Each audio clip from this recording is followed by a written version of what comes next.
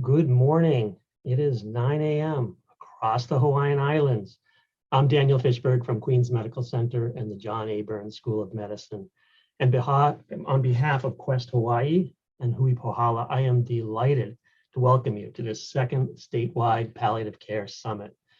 With our last summit, I feel we really lit the fuse, and now this palliative care rocket is nearly ready to launch.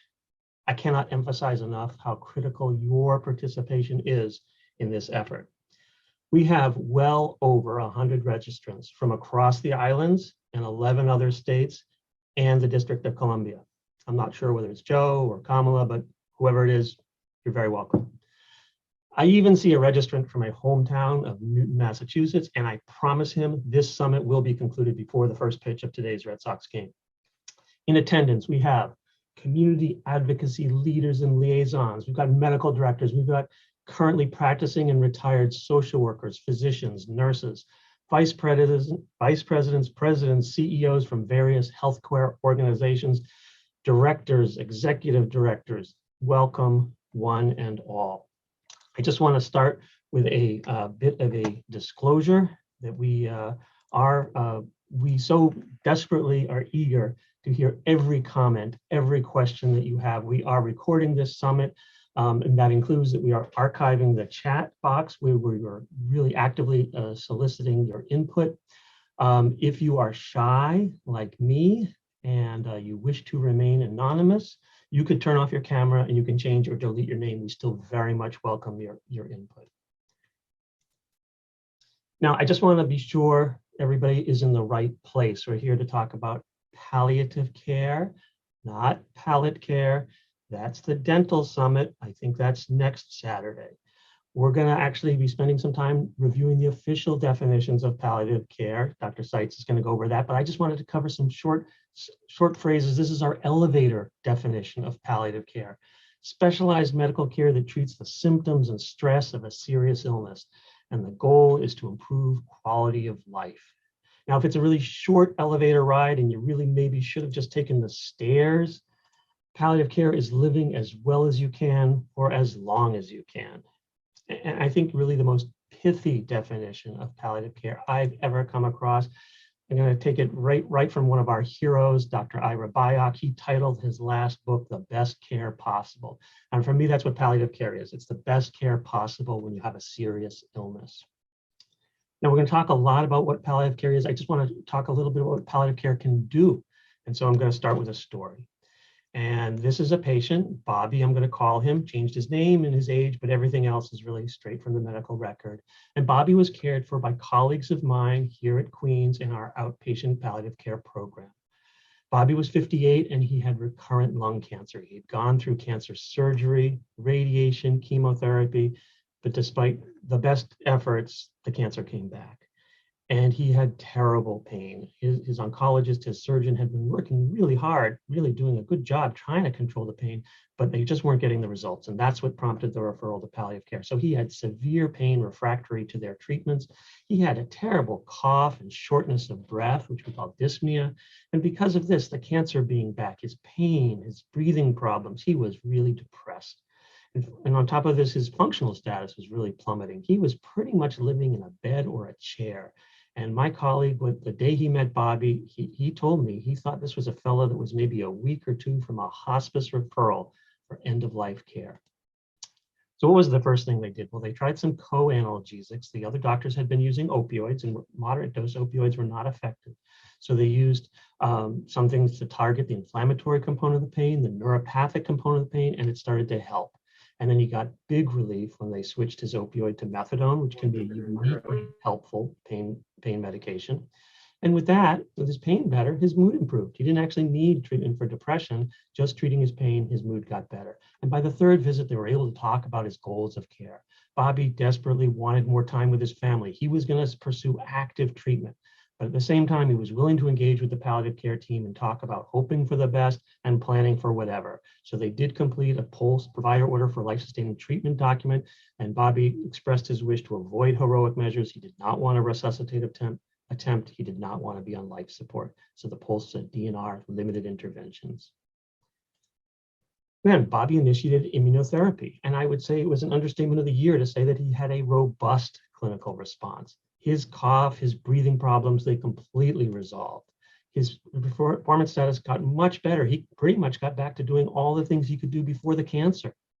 In fact, things got so much better, his pain was completely relieved by the effective cancer treatments that he came off of all of his pain medicines, no more methadone, not even Tylenol.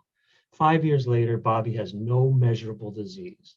And with that, they actually reevaluated his goals of care and they did a new post. He's full support now. And he actually no longer requires routine palliative care follow-up. So I show this story to show that palliative care, it's not end-of-life care. It's best integrated early on with active treatment and really can be that added layer of support that helps people get through that active treatment, even potentially for a curative approach. So our conversation so far, I can't believe it's been this long, but 14 months ago, we had our first Hawaii Palliative Care Summit, and we were motivated by MedQuest's intention to draft a proposal for a community-based palliative care benefit. And we had the goal to have early stakeholder conversations. We talked about the definition and the core elements. We shared national and local data. What we all came to agree was that we've had major growth in Hawaii over the last 20 years in palliative care. And Dr. Seitz is going to talk about that in some detail. We've developed some successful novel models that in some ways I would say are actually the envy of programs on the mainland. But we have wide variation in the availability and use of palliative care. And clearly we all came to agree that a MedQuest community-based palliative care benefit could dramatically improve access to needed care. So we're going to continue that conversation today. We're going to review the definition and the core elements of palliative care. We're going to talk about the very complex process of developing a MedQuest benefit. They've been able to dumb it down so even I can understand it. And then we're going to actually, ta-da, we're going to hear about the proposed MedQuest community-based benefit. And then the real main course here for our summit are the breakout discussions to get your feedback. Because I want to emphasize this, that we can come up with the smartest, best, most comprehensive, generous benefit. But if we do not have successful community engagement and successfully address health equity, we will fail. So that's what this summit is about, to really highlight this early stakeholder involvement and engagement. And that's why your presence here is so valued and so important. This is the agenda in a little bit of detail. I just flash it up here to let you know. Highlight that break at 10:35, letting you know we are going to wrap up by noon Hawaii time, but please, you can find more detail about the agenda and all the bios of all the speakers in your packet. So for time, we're going to give shorter introductions, but that information is all there in your packet. And before I introduce my next speaker, I just want to, quote another one of our heroes in palliative care. And Diane Meyer recently, when she was speaking about expanding access to palliative care, and particularly about how to integrate palliative care throughout the healthcare system, Diane said, it's not about prognosis, it's about need. It's about relief of suffering, and it's everybody's job. So thank you, everybody. I'm really excited that you're here today. And we're going to now move on to our very first speaker. And I could not be more excited to introduce my friend and colleague, Dr. Ray Seitz, who received her palliative care training at Harvard and has helped to lead the development of home-based palliative care, first at Kaiser Permanente, Hawaii, and later statewide on behalf of Hawaii Medical Service Association, and has helped to build hospital-based palliative care. In 2013, she was recognized by the American Academy of Hospice and Palliative Medicine as among 30 visionaries in the field. I was there in the audience, and I don't think anybody was cheering any louder, Ray. Dr. Seitz is a founding member of Kōkua Mau and currently serves as the chairperson for Hui Pohala. Dr. Seitz, we look forward to your talk. Thank you. Thanks, Daniel. Good morning, everybody. On behalf of Hui Pohala, I have to say that we are extremely proud and honored to be here and to participate in what I think is truly a historic summit. Hui Pohala is a Hawaii-based coalition which was formed after the 2020 Palliative Care Summit. We're dedicated to convening and catalyzing change to enable greater access to high-quality palliative care for all of our people with serious illness. Next slide, please, Hope. I've been asked to give you some history of how we got to this point in time. And as this slide indicates, it's been a rich history. There's been a lot of activity, a lot of growth, a lot of accomplishments in our little neck of the woods. And Daniel is right. The rest of the country has been very interested in our work, and they continue to be really attentive to this next phase. So looking back, I have to say I'm really amazed at what we've been able to do, and the fact that we've been at it for so long. In fact, when I started my career as a palliative medicine specialist back in 2001, I looked like this. Next slide. Now it's 20 years later, and I look like this. Next slide. And I really wish I was kidding. But let's first talk a bit about what palliative care is. And Daniel touched on some of the key points.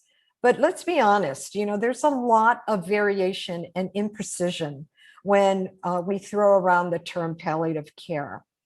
Next slide, please. At the 2020 Palliative Care Summit, the participants overwhelmingly supported this definition. This definition was crafted and market tested by the Center to Advance Palliative Care. So this is not just somebody's good idea. Note several key points. Palliative care is specialized medical care for people living with a serious illness. The focus of this care is relief of symptoms and the stresses that people face when they encounter a serious illness. And the goal is to improve quality of life, not only for the patient, but for the family as well.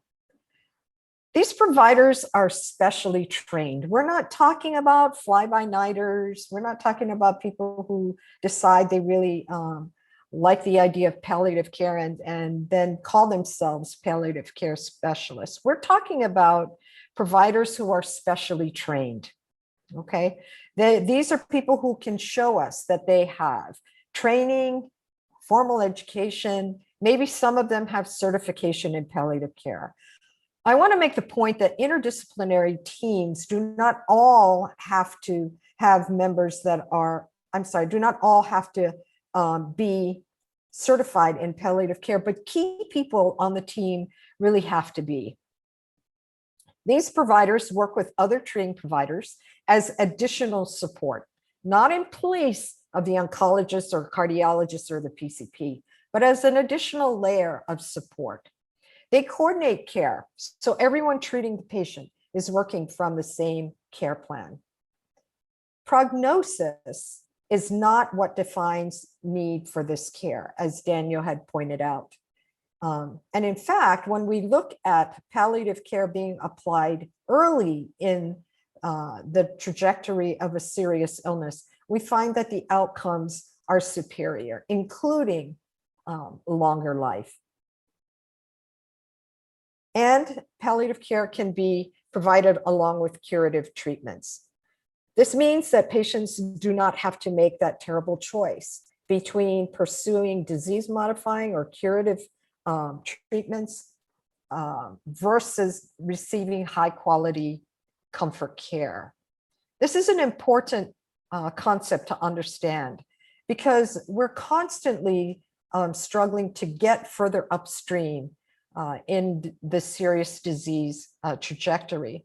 And this, I think, comes from some of our early days in palliative care, where much of our attention was paid to the intense and avoidable suffering that accompanies the end-of-life experience. And we still see some of that occurring. Next slide, please. And, people were really worried about enrolling in palliative care because, this is the image that I think some of them had in their mind, that they realized everybody's going to end up, oh, sorry, would you go back? Everybody will end up there. but perhaps people didn't want to attend the open house. So we've got to overcome this perception. Next slide, please. While there is still work to do to improve care at the end of life, there are many, many more people who are not at the very end of life, but who are struggling with serious illness. They're receiving expensive, non-beneficial, and unwanted care, and their outcomes are not good. Next slide. Oh, I'm sorry, stay here. Go back, sorry. And just one more thing about level setting and language. What is serious illness? Hui Pohala uses this definition: health condition that carries a high risk of mortality and negatively impacts daily functioning or quality of life, or excessively strains caregivers. Interesting definition. Note that this definition can include people at the end of life, but it also doesn't exclude people who are not at the end of life and who have serious illness. And I think we have to pay some special attention to who these people are in our community. Next slide, please. So I want to get back to how did we arrive at this moment in time? And I want to trace two through lines. The first, hospital-based palliative care and how that came to be. And the second is the development of home-based palliative care, because I think those two are significant in our development. That's not to minimize the accomplishments of other efforts that I don't have time to talk about today. There are a myriad of them. Our history is very rich. We just have so many accomplishments and activities that we don't have time to cover all of them today. So next slide, please. Late 1980s into the 2000s, Queens had a hospital-based pain management team led by the legendary Hob Osterlin. That's a history in and of itself. Next slide. In 2004, next slide, please, they had the brilliant idea of bringing a young whippersnapper from New York City to join the team. At that point, Dr. Daniel Fischberg arrived in Hawaii, joined this team, and he helped to evolve the first hospital-based palliative care team. Next slide, please. This leads to Queens Hospital becoming the first to achieve Joint Commission certification in palliative care. There are now teams at Queens, Straub, Palimomi, Kapiolani. This is important because these teams are strong proponents and referral sources for community-based palliative care, can help them grow. And they're expanding our workforce and our ability to provide more palliative care. Go back 2 slides, please. The other, perhaps more direct path to where we are today starts around 2001, when Kaiser makes a concerted, committed effort to build palliative care by sending a small team of people to Harvard to receive formal training.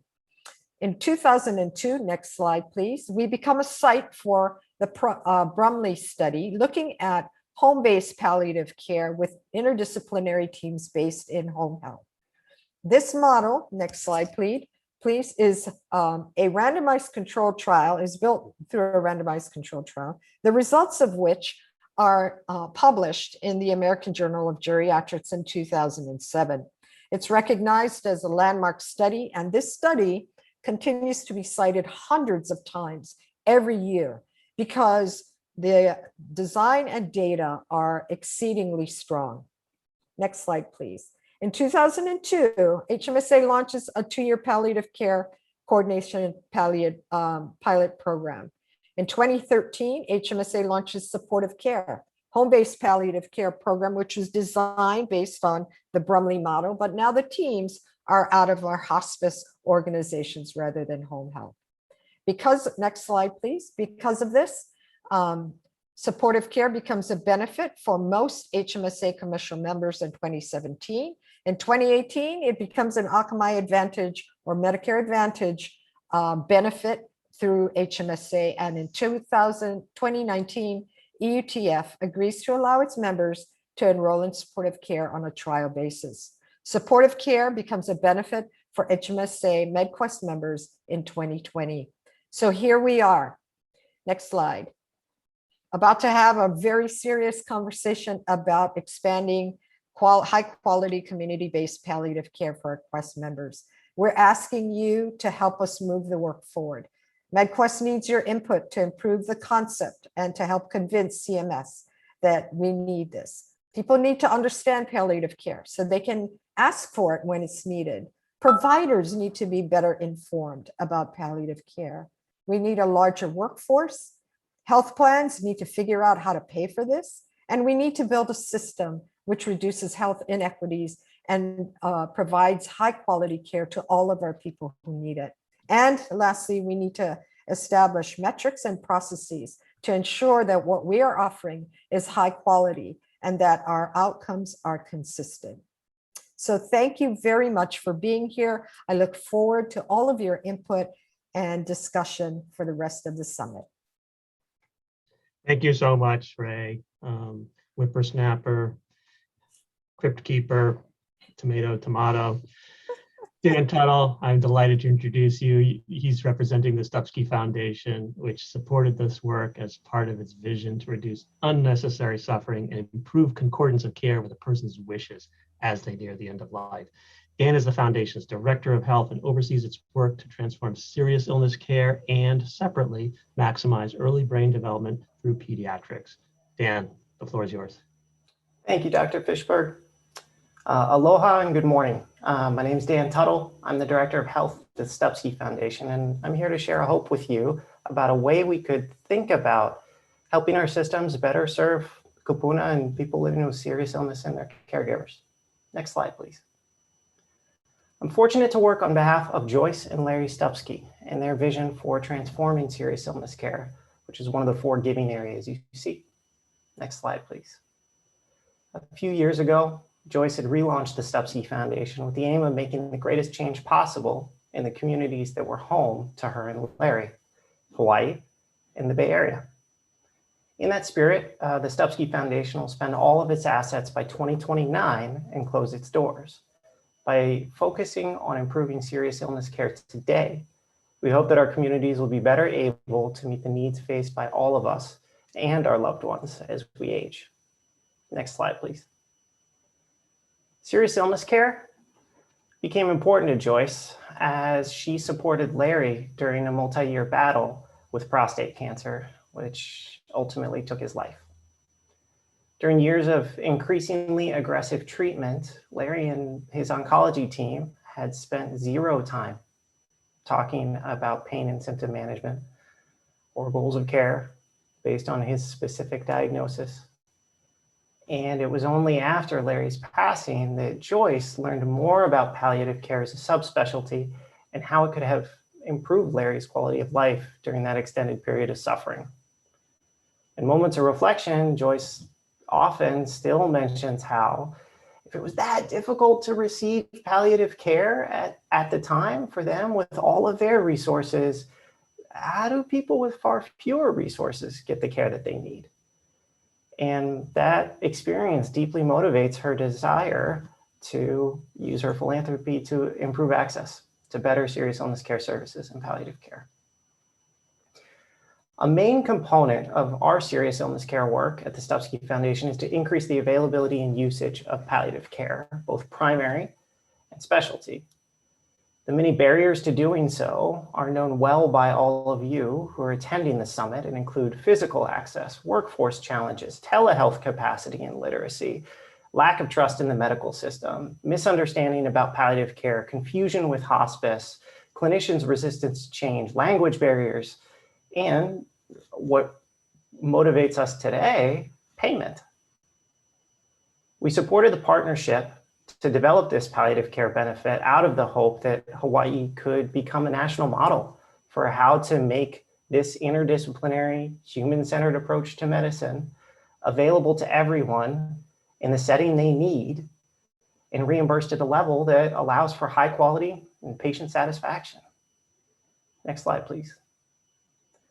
We hope that palliative care will provide everyone with the health care and emotional support that respects their wishes and enables them to live out the remainder of their lives with comfort and dignity.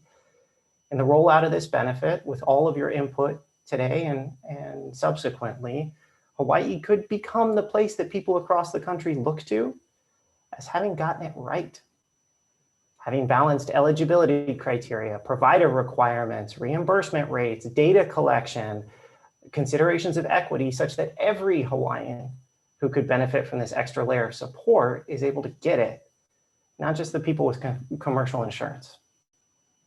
Multiple overlapping supports are needed to help people with serious illness live out the remainder of their lives with dignity. That includes pain and symptom management, emotional and spiritual support, connections to resources, identifying goals of care through shared decision-making, and they all have to be culturally concordant. Palliative care and its interdisciplinary approach, threaded alongside a patient's existing curative care, is a powerful tool offering many of those supports and one that can help people with a serious illness maintain the highest quality of life possible in the time that they have. So it's an honor to be at the summit with you as Hawaii tries to develop this benefit in a way that others nationwide will look to copy. Thank you for your engagement with today's summit, your thoughts and feedback, and for sharing this vision of improved care for all Hawaiians. Back to you, Dr. Fischberg. Thank you so much, Dan, and thank you so much to the Stupski Foundation for supporting this work. It's so deeply appreciated. It's now my absolute honor to introduce Dr. Judy Mohr Peterson, who serves as the MedQuest Division Administrator for the state of Hawaii's Department of Human Services and is a nationally recognized leader in the healthcare delivery system, reform, and Medicaid. She served as president of the board of the National Association of Medicaid Directors from 2017 to 2019, and previously served as Oregon's Medicaid Director, where she was one of the architects of Oregon's successful health system transformation and coverage expansion. We are grateful she is able to join us today. Dr. Mohr Peterson, please. Thank you so much. I really appreciate that introduction and the opportunity and to participate today. I have to say, it's such an honor, and I'm so thrilled that one, we're able to have this summit, and we have so many people who are joining us and are interested in what it is that we're trying to accomplish here. Really, honestly, we could not accomplish this if we didn't have all of you letting us know and speaking to us about your thoughts about what we are going to be proposing regarding this community palliative care benefit. I also want to take the time to also thank the Stupski Foundation for allowing us to host this summit and actually helping to support the development of this work. We're grateful to the John A. Hartford Foundation for helping us, or for donating some valuable times for some important resources. Actually resources, it's a person, Stacie, Sinclair, who's able to help us today. And then of course, a huge shout out and huge thanks goes to Hui Pohala for your persistence, your perseverance in working with us, as well as your partnership. Again, not able to accomplish any of this if we didn't have all of you coming together. Next slide, please. So I am going to take us way back up to sort of give you a highlight of where it is that we're coming from, why it is that we are focused on developing this benefit. And so in order to do that, I actually have to take you many feet up. So I wanted to outline for all of you that really we've been focused on this Hawaii Health Innovation Framework of what it is we think we need to do in order to pursue the goals, the Medicaid and the MedQuest goals of healthy families and healthy communities. It's built into our vision that the people of Hawaii embrace health and wellness. We didn't limit that to just the Medicaid population. We really believe that we are part of that puzzle, part of that drive forward within our state for all of us to come together as a community and embrace health and wellness. So in order to do that, we believe that you have to take a whole person approach and not separate or really have a focus on integrative care and that you're not separating the head from the rest of the body. So there's a real focus on behavioral health, and along with just like medical, or what, as we think about it, physical health, that those two things have to come together, as well as paying attention to the social needs of that individual that are impacting their health and well-being. We also want to take a whole family approach, a ohana nui approach, which is part of the Department of Human Services approach. And thinking about that, we're wanting to focus on young children and their families, but really it's about the taking a whole family approach. And so that also does apply to the palliative care benefit, because here we're also talking about caregivers and their families and thinking about it, how it comes together, and how it's not just the single person, but the influence of the closest people around them. And then finally, we also want to think about this as a whole community approach. And in that, we are thinking about population health. We want to make sure that we are addressing health equity and health disparities where they may exist. We want to take a systems approach, thinking about it from how the various pieces fit together. We also want to make sure and try to link together diverse community partners. Again, today is a perfect example of us trying to do that and bring everything together. Next slide, please. So in order to accomplish these goals, we've had 4 strategic initiatives, and today we're going to focus on one of them, but it's actually going to also touch a little bit on the payment reform part of it, as well as obviously this is part of a community-driven initiatives. But ultimately, we have this 4-prong approach, and the first, the one on the far left-hand side, which is the invest in primary care, prevention, and health promotion.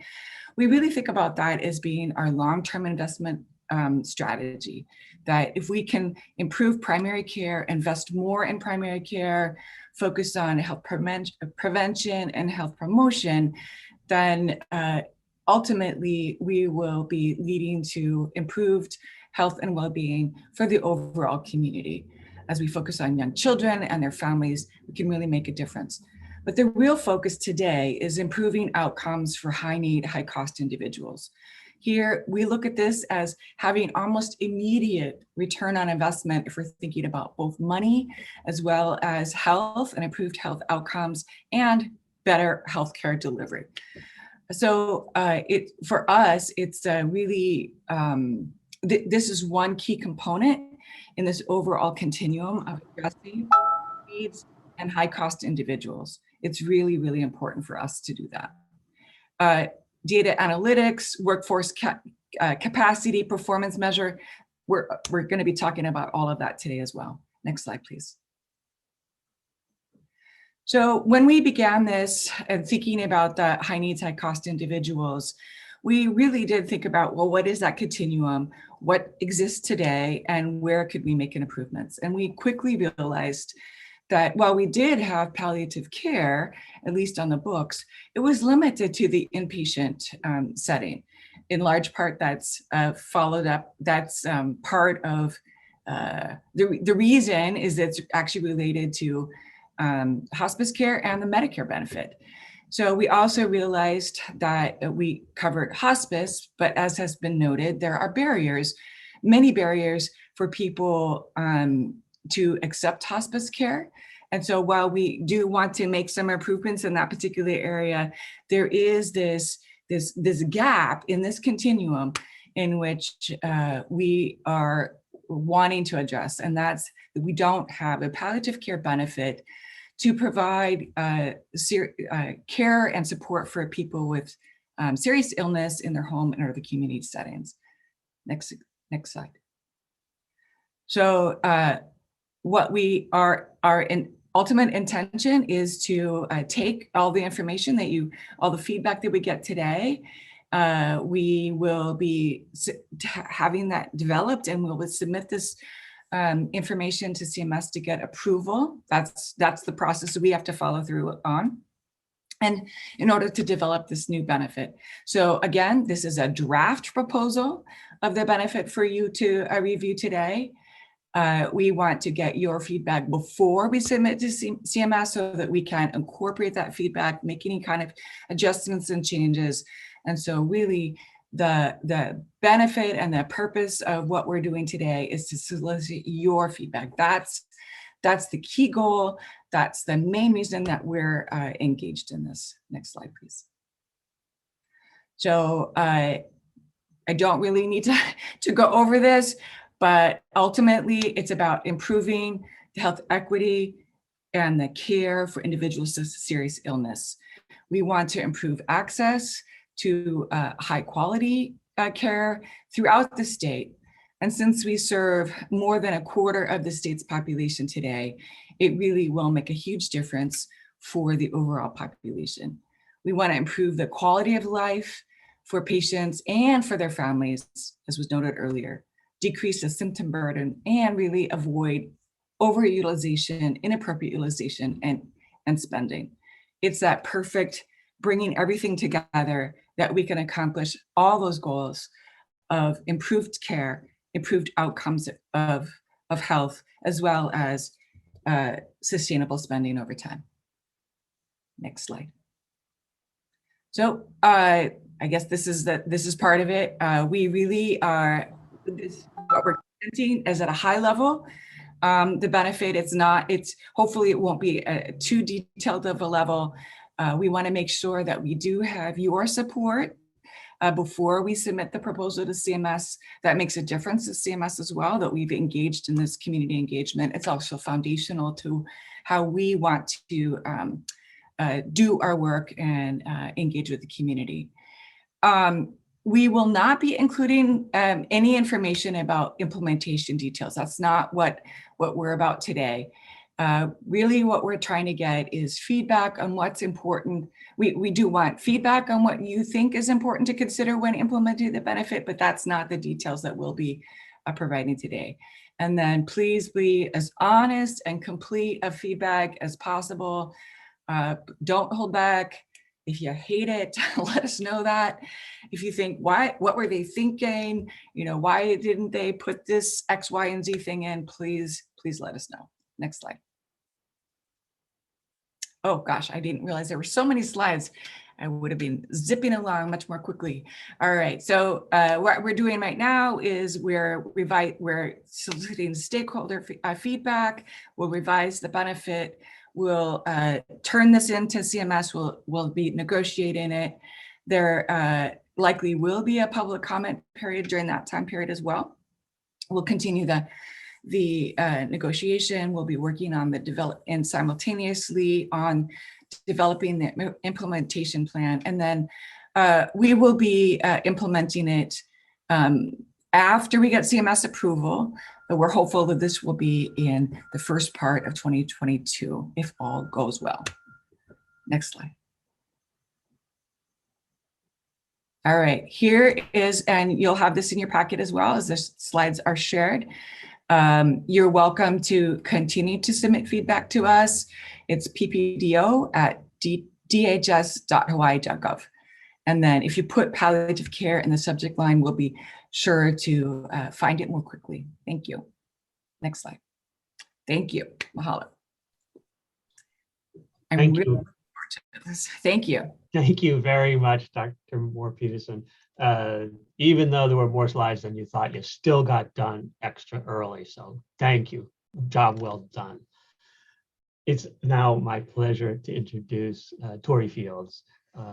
And Torrie is the founder and CEO of Votive Health and has been working closely with the MedQuest division to support the development of the proposed community-based palliative care benefit. Torrie is going to walk us through the draft benefit concept highlights, and this presentation will be the basis for our breakout discussions later in the meeting. Torrie, throughout my career, I'm always the one who gets slotted in right before the break, so it's your job now. I feel for you, my sister. The floor is yours. Oh, thank you so much, Dr. Fischberg. My name is Torrie Fields. As he shared, I'm the Chief Executive Officer of Votive Health. I have a long love for the people of Hawaii as the granddaughter of a proud Marine veteran who was stationed on Oahu for many years, and where my mom grew up, where she lived her formative years.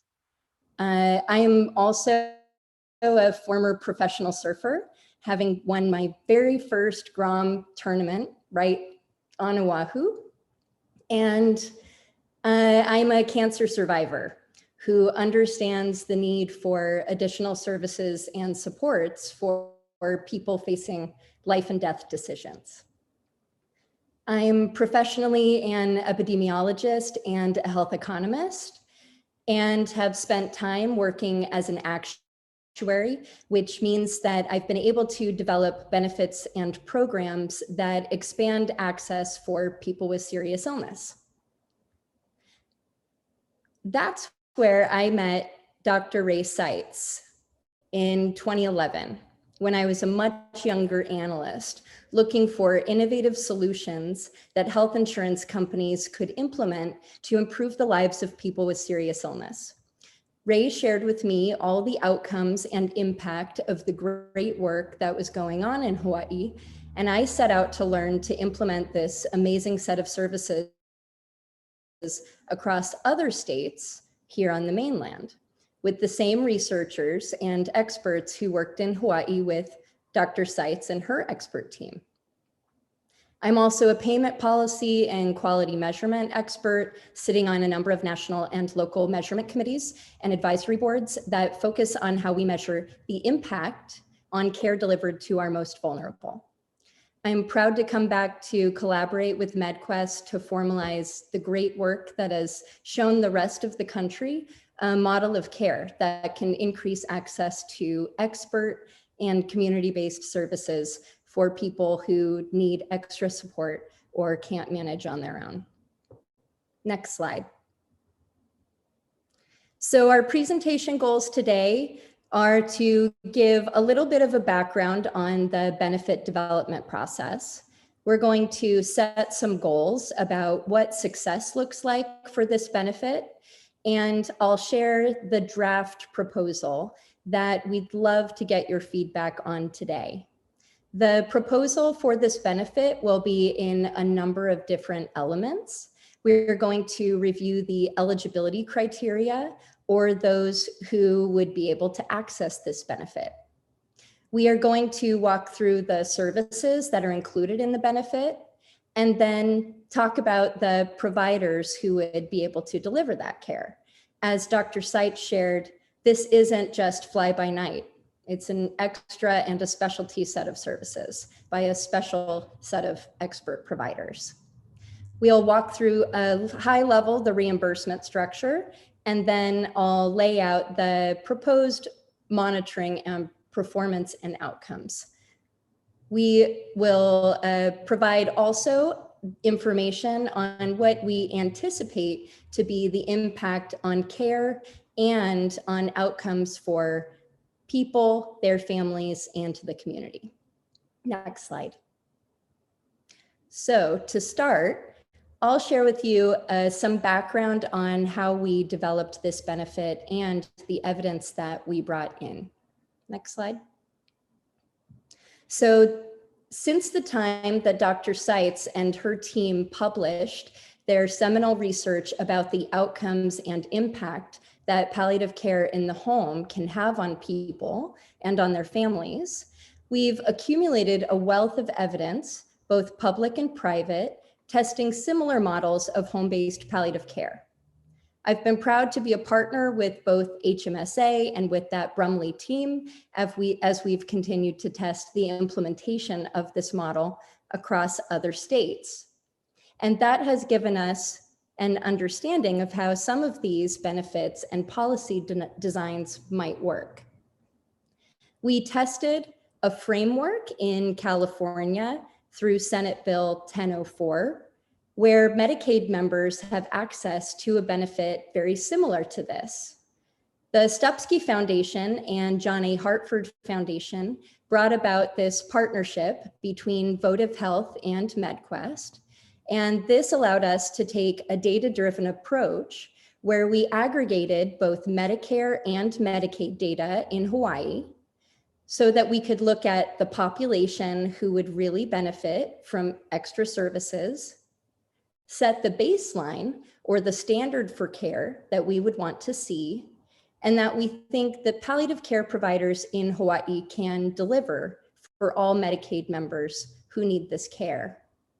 I'd like to acknowledge the great investment in both accountability research and quality measurement that came from the Gordon and Betty Mohr Foundation over the past several years, who have gathered together the best evidence in the specialty of hospice and palliative medicine so that we can ensure that everyone gets the best care possible.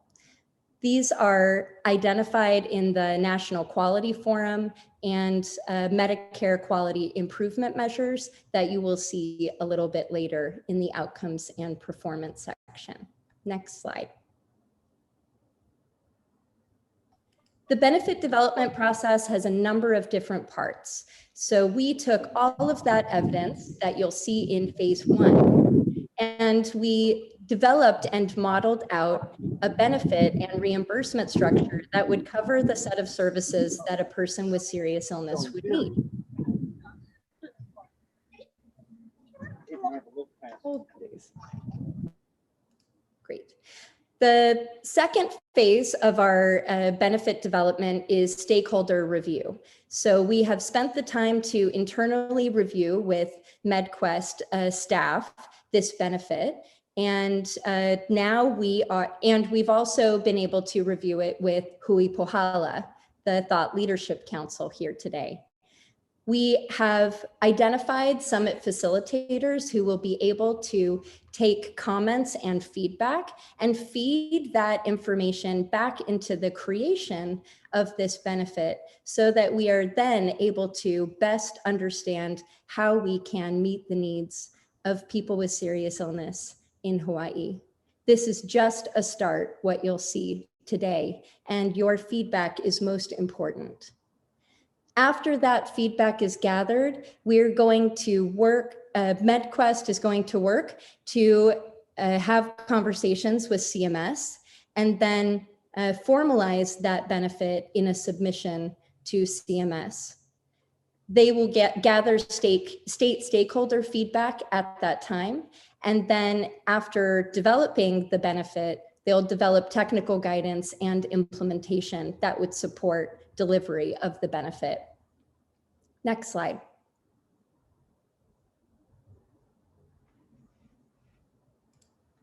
Next slide. I'm going to talk about the goals for this benefit and what is most critical to be able to hear from you today. We want to ensure that what we're presenting is meeting the needs of everyone in Hawaii. And it actually implements for the MedQuest division, whole person, whole family, and person and family centered care that's delivered through an interdisciplinary team. We want to increase access to and awareness of this benefit so that it doesn't just sit on the shelf, so that people actually are able to access and use it and see the impact it can have on their lives. We want to ensure that the right services are delivered to the right person at the right time and in the right setting that's best for them. We want to address equity and engagement, and we want to engage the community in a way that builds trust. We want this care to be sustainable and reliable across geographies, race, ethnicity, and culture. We want this to be available beyond Oahu. We want providers delivering care to implement a standard set of services and have the skills and competencies to deliver high quality care that everyone deserves. And we want this to be something that can be tracked and that it ensures a balanced scorecard of outcomes measures so that we can see the experience of patients and families, clinical quality of care, and outcomes to the community that lower overall cost and improve care at home. Next slide. So let's get to the meat of it. We started with the initial eligibility criteria that was rooted in evidence. So this evidence comes from the Amy Kelly definition of palliative care, where she was able to work to develop a filtering function to identify people with serious illness. We know that a lot of people who are living with serious illness need extra care. So then it's about how we best identify and then set the criteria that will help us deliver care to people in most need of extra support. So you'll see that we take an approach that is based on need and not necessarily based on estimating how long someone has to live. You have the lowest risk at the top, those individuals who have no serious illness or no cognitive impairment. These are those who can manage on their own. And that really moves to a gradient where people can, at the highest risk, really be unable to manage on their own and have the burden of a serious illness, both on them and on their family. Next slide. So we took the best evidence from the field. We also took the data from Medicaid and Medicare and really modeled out the population of people in Hawaii who would need extra support. And we came up with proposed eligibility criteria that would have 3 different qualifying sets. The first is someone having a qualifying health condition, so the diagnosis of a serious illness. And we'll get to that at the next slide of some examples of that. The second is we want to show that someone has additional needs. And we know that we don't always gather data about physical function, cognitive decline, or social support in the best ways. So we want to ensure that when people are accessing this benefit, that they really need additional support and that we're able to show a decline in someone's physical function, their cognitive function, or their social support so that we're able to see when they need extra support and are unable to manage on their own. We also want to see evidence of social or other risk factors that would make it more difficult for someone to be able to find the resources that they need and would need extra support for navigation. A couple of things to consider with this eligibility criteria. Palliative care can be delivered at the same time as someone is still pursuing curative treatment for their health condition. So when you see the qualifying health conditions for people with serious illness, this would be in addition to them accessing treatment. It can also be accessed at the same time as pain management, treatment for substance use, or treatment for severe mental illness. Palliative care is an extra layer of support to really treat physical and medical conditions and can be in collaboration delivered with those who are experts in behavioral health and pain management. We also want the member to be able to consent to services before being considered enrolled. This would protect those most vulnerable needing extra care. Next slide. So what did this really look like in the population? Well, first, what we looked at was those who had the most prevalent diseases, those who, when we looked in the claims, we found that these were individuals who were admitting to hospice most and who were most often dying every year. These are those with cancer, congestive heart failure, and chronic obstructive pulmonary disease or lung failure. We also found a number of individuals who would also benefit from support who had complex chronic conditions, those with severe complications from their diabetes, chronic kidney disease or end-stage renal disease, and those with advanced liver disease or cirrhosis.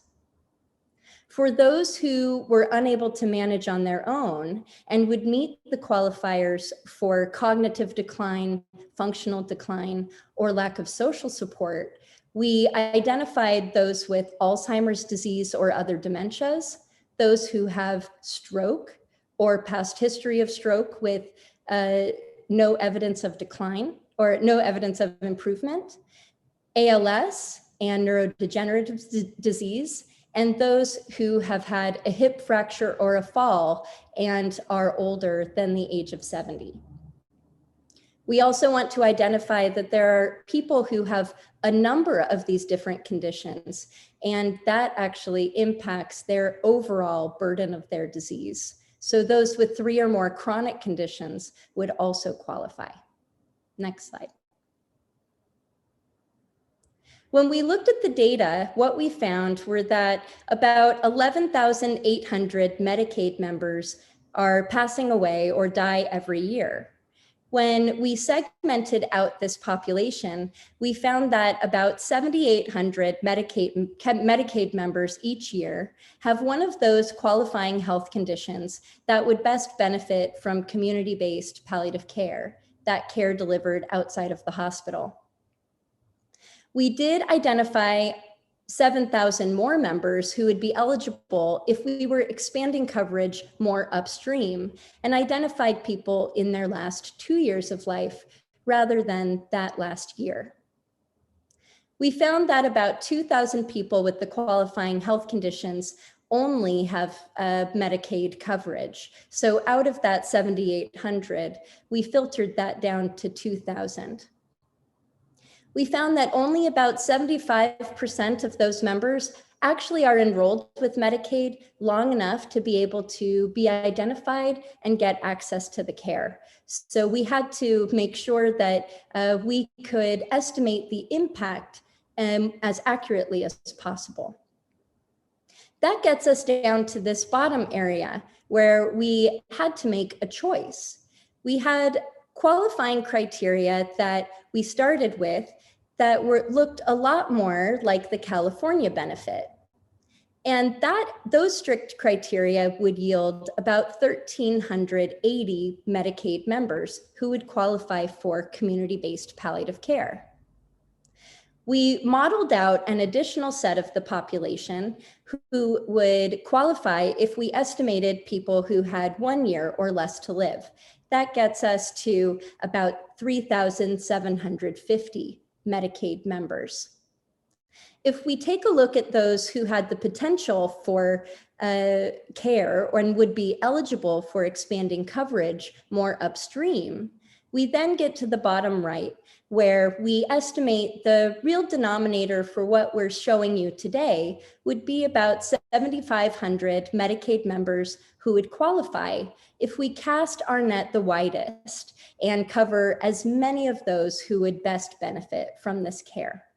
And that's where we're starting today. Next slide. So the draft proposal for services. We want to make sure that the services that are being delivered actually match the population in need. So keep that in mind when we're talking about what services will be delivered. Next slide. We identified 3 different sets of services that people with a serious illness and their families would need access to. The first would be assessment.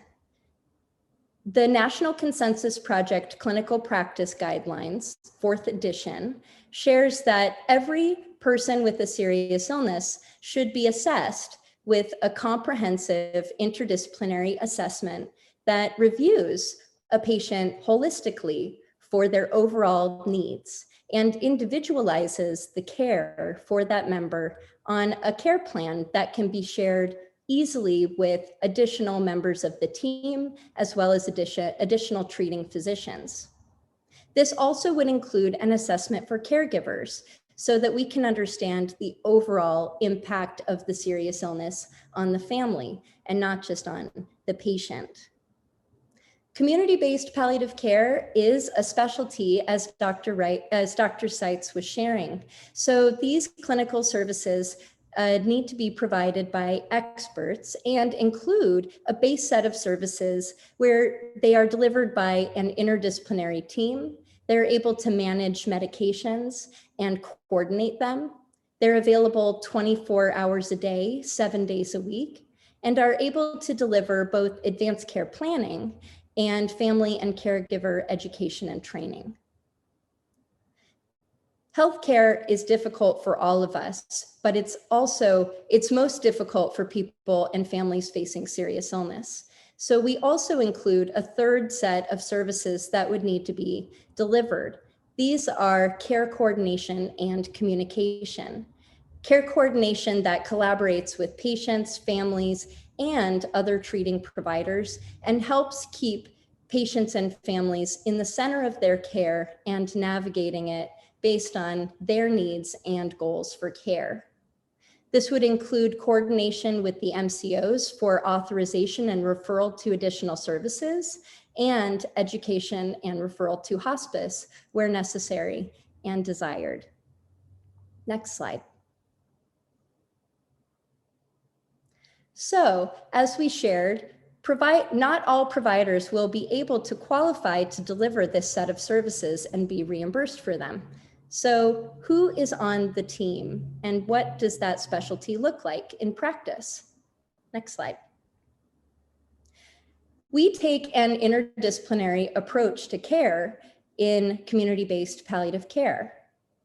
The minimum requirements for qualifying providers would need to include a team that provides medical care through a physician or advanced practice nurse, mental health services through an LCSW or qualifying mental health professional, nursing and case management through qualified nurses, social work through MSWs and LCSWs, spiritual care through chaplains and spiritual care professionals, and then coordination and access to other services based on what the person and family needs.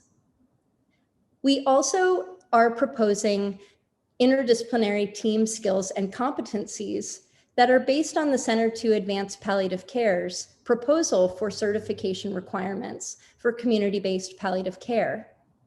This would require that there would be at least one employed full-time provider on this interdisciplinary team, and that at least one prescriber, a person who's writing prescriptions for a patient, would have specialty certification in palliative care, so they would be able to deliver expert pain and symptom management.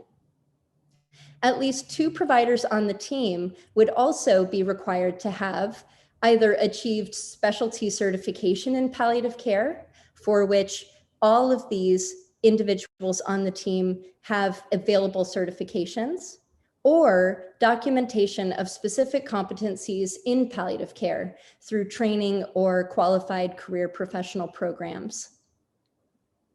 Some considerations. If team members are not specialty certified, we would encourage a training policy and education requirements be in place and ensure that they be documented for those providers delivering care. We also would encourage care to be delivered through partnerships, knowing that a lot of community-based organizations also can deliver these services in partnership with clinical services. Next slide. So how would these services be reimbursed? I'm going to give a little bit of a high level, and we won't be discussing rates or implementation of this reimbursement, but it will at least give an overall structure for how providers of care may be expecting to get paid. For those providers who are classified as professional practices, like those at Queens or Kapiolani, they would be able to bill on a CMS 1500 claim form. And there are procedure codes that can be billed in order to be reimbursed. Advanced care planning is a code that is already delivered through the physician fee schedule and is used to assess patients for their goals for care and help them navigate and document those goals. We also have a code that is tied specifically to monthly delivery of care for people with advanced disease, comprehensive management and care coordination for advanced illness. That monthly code would then be tied to a rate that is being set by MedQuest and would be delivered through and reimbursed through claims forms. The hope for this would be that providers and professional practices would be able to keep delivering care and billing codes and being reimbursed in the same way as they are today. Next slide. What we found in our research was that providers often in Hawaii are delivering palliative care through facilities, and those facilities bill on a different type of claim form. A uniform bill 04 is what they call it. And that includes or requires a revenue code be tied to the form as well.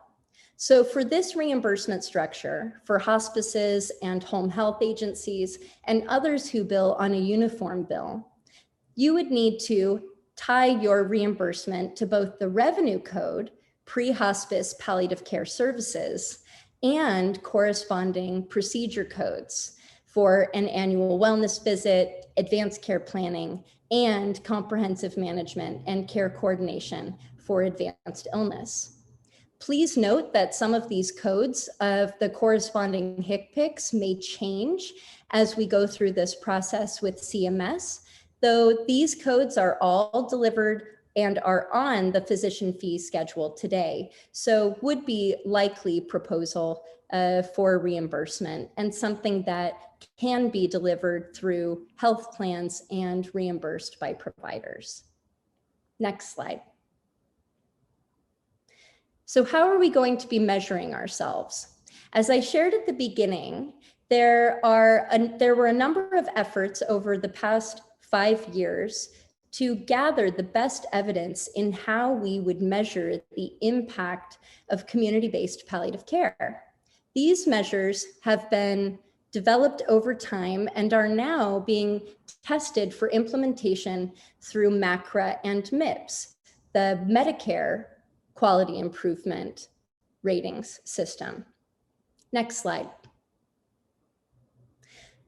For monitoring outcomes and performance, MedQuest would require managed care organizations to report data that would ensure program integrity and allow for continuous quality improvement. We would make sure that MedQuest would make sure that the managed care organizations are holding providers accountable and that quality can be improved over time and not just that quality providers are identified at first. Data collected will include process measures to ensure access to the benefit is occurring so that people are enrolling and are being referred to services, and that Quest integration members can actually access it.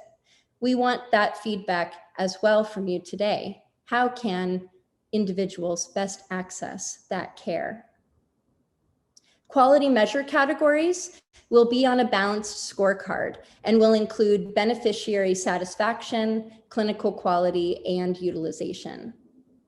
We anticipate that the benefit will be budget neutral, so you won't see return on investment or cost savings on these slides. You will see, but we do expect there to be improvement over time, and that this benefit can really overall impact the system and deliver savings. Next slide. So this is the scorecard of our example quality measures. We would love to hear your feedback on them today. So we are showing a balanced scorecard between satisfaction, advanced care planning, clinical quality, and utilization. And these measures are measures that providers who are delivering palliative care across the country have shown that they are documenting today and that we have been testing through RAND, MACRA, American Academy of Hospice and Palliative Medicine, and others.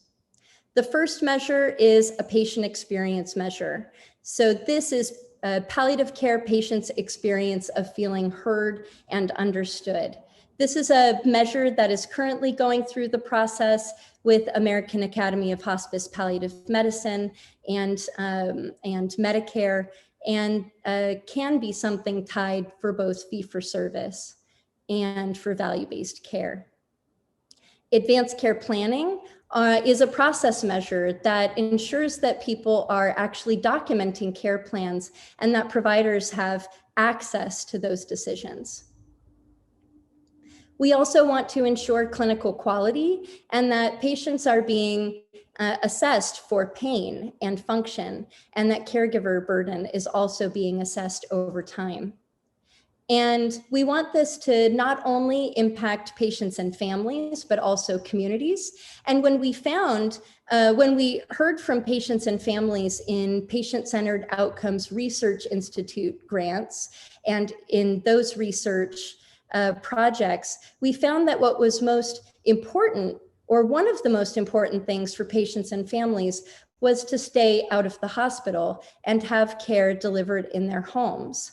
You'll see that in the utilization outcomes measures, where we want to see rates of avoidable hospital or emergency department utilization and ensure that people are starting to have more days at home and fewer times in the hospital. We also want to ensure appropriate hospice utilization and that people are able to access both this community-based palliative care benefit and the hospice benefit. Next slide. Our anticipated impact on care.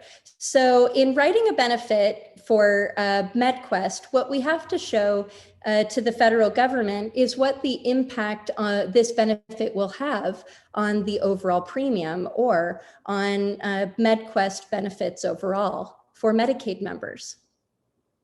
Next slide.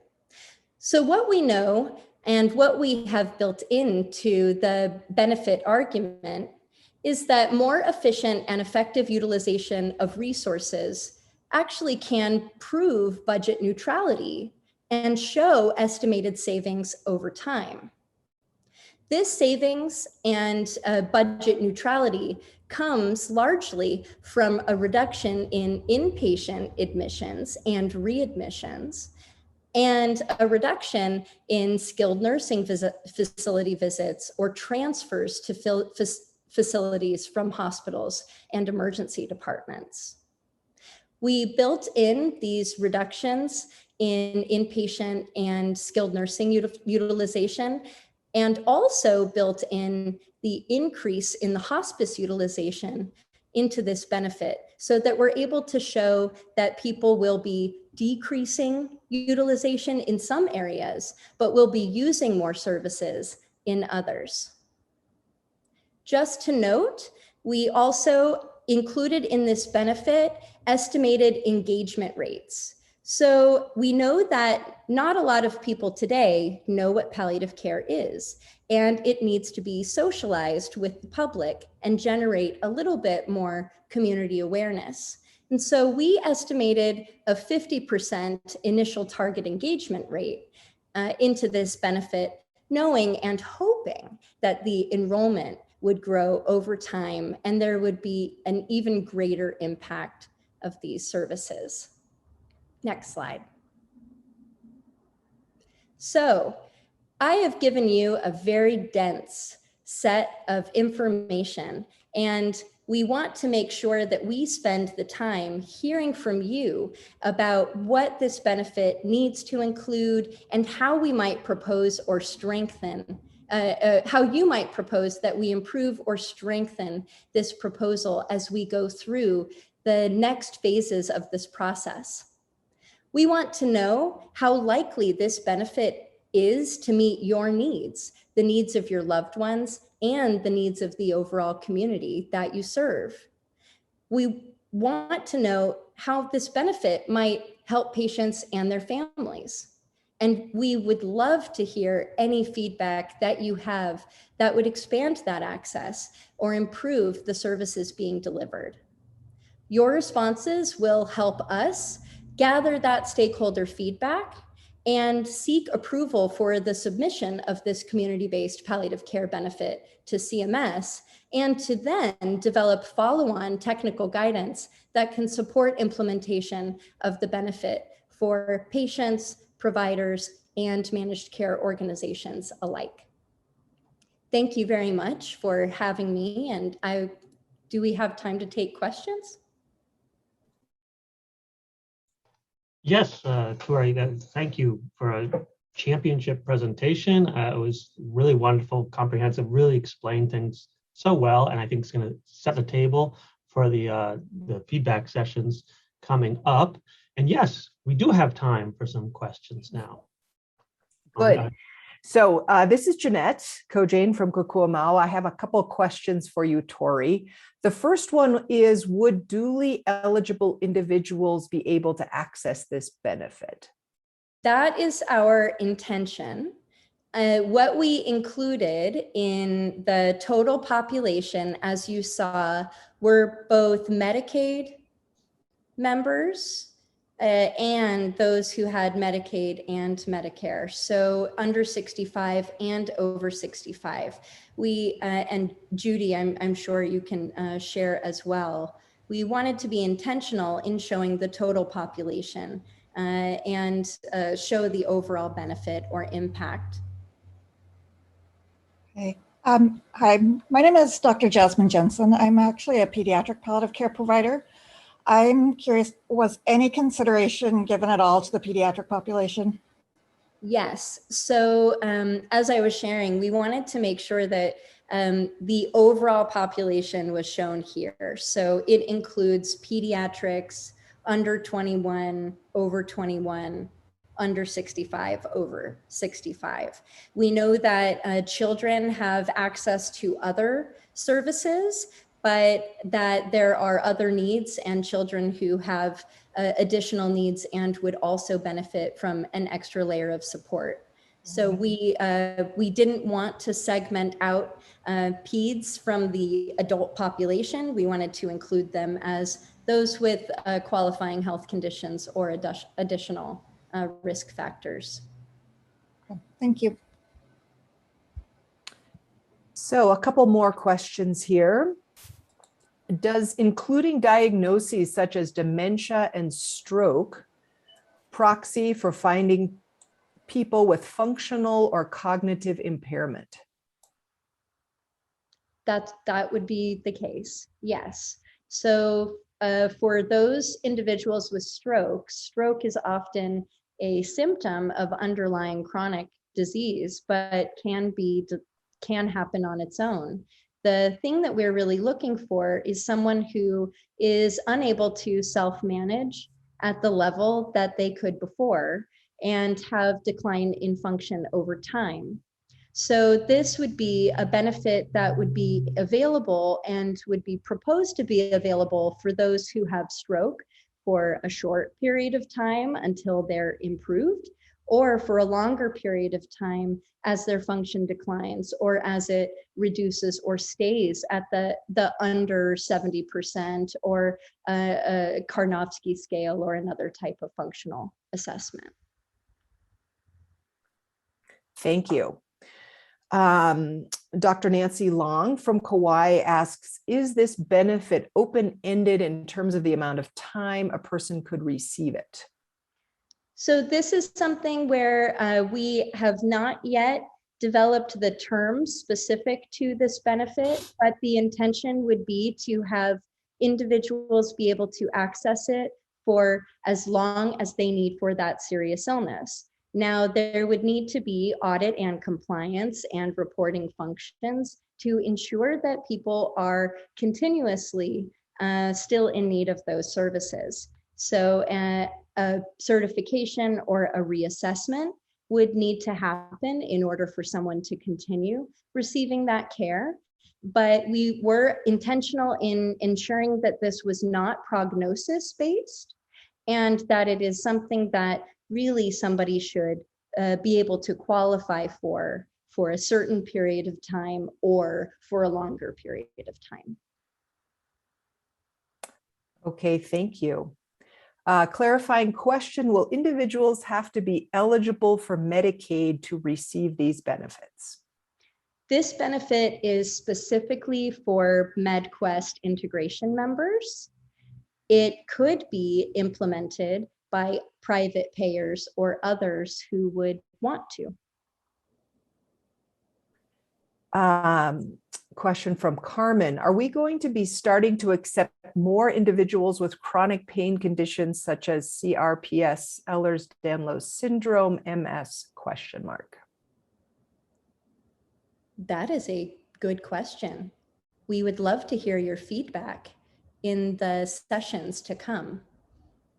Great. Well, Carmen is a patient advocate, so hopefully she can find a number of venues to give that direct feedback.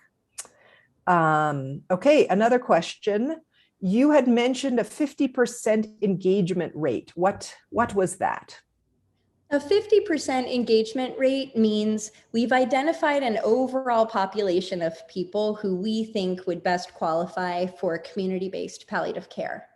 We know that palliative care is new. It's a new product or a new benefit for people, even though Hawaii has been delivering it for so many years and has been the model for the country in delivering this care. We do know that a lot of people we want to reach don't know what it is and don't know how to access it.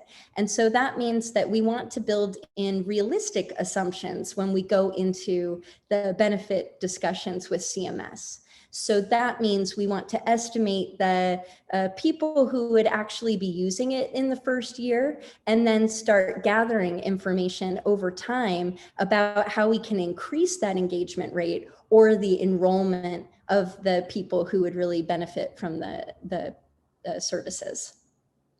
Or if I just could add on, it's actually part of coming up with those estimates is a requirement of CMS when you're talking with them. They want to know, well, how many people do you think are going to use this benefit? You know, do you think it's going to increase over time? How much do you think it's going to cost us, et cetera? And so that's when Torrie's including that information, it's so that we can turn in our submission to CMS because they want to know all that information. So thanks, Torrie. Mm-hmm. Thank you for clarifying. Okay, we have a couple more questions. Warren Wong asked, would there be a payment mechanism for the screening level for palliative services? That would be a proposal. Yes. That is how the reimbursement codes are laid out. So there is a separate reimbursement code for the assessment and a separate reimbursement code for the monthly services. That is important, especially because we don't always have the information that we need to triage somebody to the right benefit. And there are a lot of services and programs that are available to people with serious and chronic disease. So we want to ensure that we're able to screen individuals and assess them. We're able to assess their goals for care. And if necessary, triage them to another level of service other than palliative care. So that would be something like your primary care or case manager. It could be community-based palliative care. It could also be a referral to hospice. So the reimbursement mechanism is flexible in that way. Great. Okay, let's see what other good questions there are here. Alan Gamble asks, will there be reimbursement codes for LCSWs and other mental health professionals on the team as well, or will this require the usual DSM-5 diagnoses, care coordinator code for licensed social workers, question mark? These codes are not fee for service. So they are value-based monthly codes for the entire set of services delivered by the interdisciplinary team. So for those who were listed on the team, you wouldn't have to bill individually for those services. They would be a package set of services in the benefit. And so we encourage partnerships or linkage agreements so that these teams can be developed So if you're an individual clinician or individual LCSW billing, you would be able to be part of a team to deliver these services, and you wouldn't have to bill those other codes. You also could be part of a team through being a social worker at a hospice or at a home health agency, and you wouldn't have to bill separately. Okay. So the couple of questions from Melissa Bojorquez. So just to clarify, the Medicare Advantage or commercial members who are not eligible for Medicaid, how would they be able to access this benefit? Well, the commercial plans is the hope that they would then mirror this benefit design. I think that's part of the Hui Pohala's goals, right? Is they're helping, Medicaid and MedQuest, they're helping all of us to develop our benefit with I think the ultimate goal and hope is that it does get adopted more broadly, but that MedQuest helps push or push other entities to move in that direction. But we can't control, because this is around the Medicaid program. We can cover who we could cover, and then we can try to influence as part of our ultimate goal of improving the health and well-being for all of Hawaii's residents. But Medicaid. Right. So. Well, we sure hope this will be a catalyst. So that's great. If I could just say, Melissa, what Judy is saying is absolutely correct.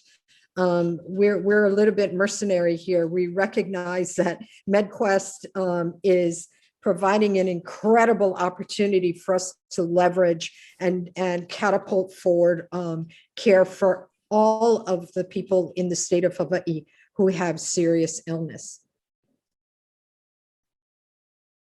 Okay, just a couple more questions. What type of social determinants of health metrics will be collected and measured for those who receive and qualify for this new benefit? That is a really great question, and we would love to hear your feedback in the sessions to come. This is something that we were speaking about and wanted to really hear from you about what that should look like and what's important to the community to collect. Great. Douglas Neal asked a question about communication. So what means of communication would be used to, I'm thinking what he's asking is what are good ways of communicating about this with underserved populations? So I think if the question is around underserved being the Medicaid population, then that's an area where we as a Medicaid program, we really want to focus on thinking about what kinds of messages and communication makes the most amount of sense for this particular population. But that's also, I do want to also distinguish the fact that that's one of the reasons that we're also calling out the health equity context, in that we also recognize that even within the Medicaid, well, not just even, but within the Medicaid population, there's a great diversity of languages and cultural backgrounds, et cetera. And so it is our hope that eventually we'll be able to target and develop messaging and communication for the diversity of the populations that we're serving. What that means is that we actually have to partner with community groups, with faith-based groups, with the communities and the families that make up this whole of our islands in coming up with those messages and those communication ways of the best.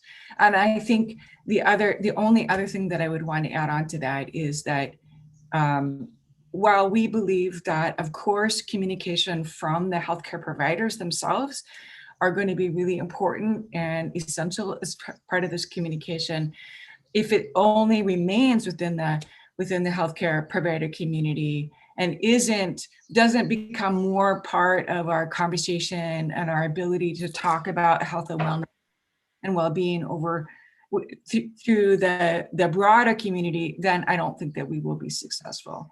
So this has to be a joint effort. If you have any ideas about that, we'd love to hear them.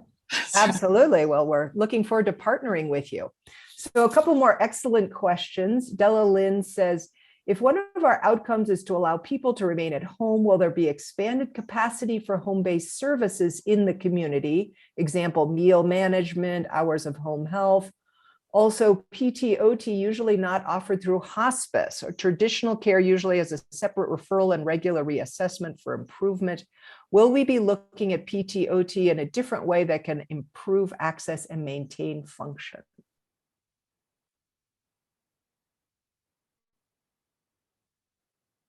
I think those are those two questions? Let's see. Okay. So the first one is the expansion of home-based services in the community, if you want to take that one. Judy, you want to speak to that one? Well, I think that also speaks to the workforce question as well.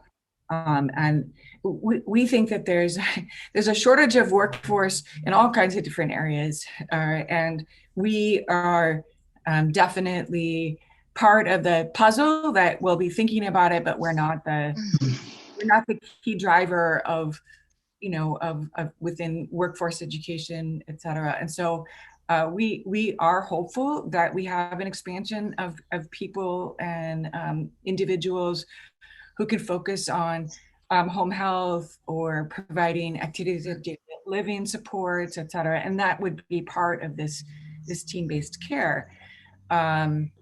And if I can just put a quick plug in, there's actually at the federal level, there's a huge focus right now on improving home and community-based services, including improvements for the workforce. And through a separate effort, we're also engaged in trying to come up with some ideas about that. And if you follow us on our website, you'll see more information coming out on that. So I think, yes, we're hoping that there is an expansion, but it's a complicated iterative process that's related to not just the benefit, but also the workforce and development and investment there.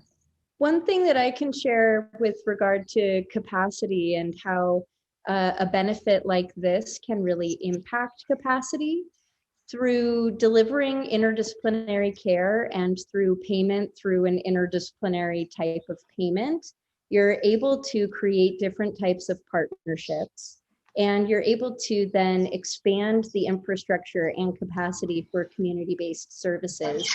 And what we found in California was that there were a lot more providers who were delivering community-based services and palliative care services as a result of private and Medicaid benefits. So that's something that is really important here, and what we would hope for to also impact the engagement rate or the enrollment rate over time.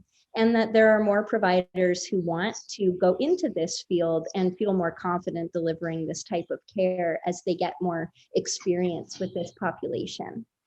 For the PT/OT piece, about it usually not being offered through hospice, this is something where what we would hope for is that this benefit is flexible, not only to deliver or expand home-based services like meal management or the delivery of care through a community health worker or home care aide, but also can flex and allow supports with other parts of that team.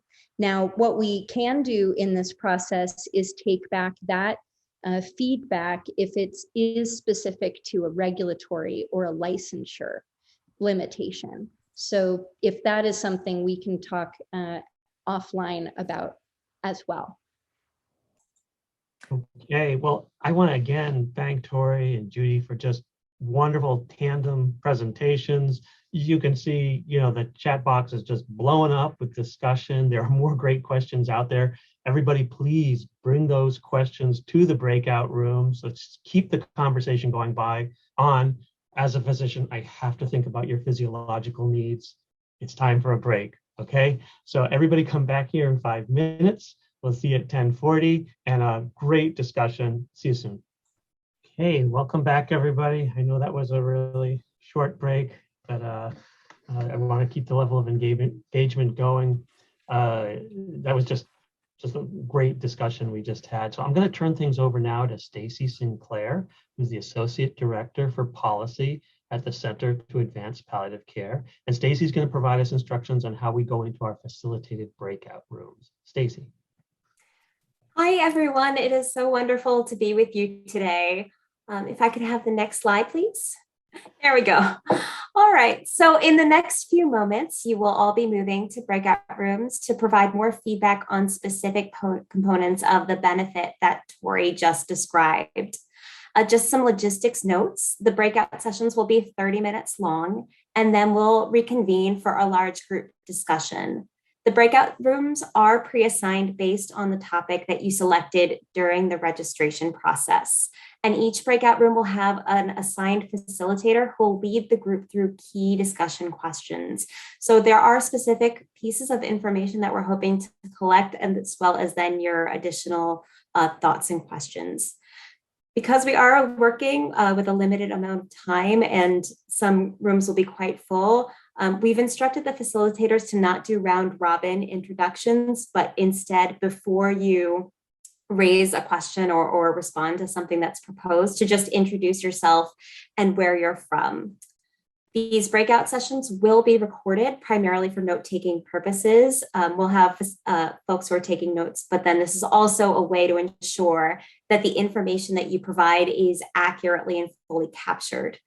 And then while we won't be able to accommodate room changes, we will be providing additional opportunities to provide feedback on some of the other topics. So if you're in the eligibility room, you will have an opportunity to provide feedback on services, training, and capabilities, and so on through the large group discussion. And then we'll also have a detailed post-summit survey where you can provide your thoughts and feelings in writing.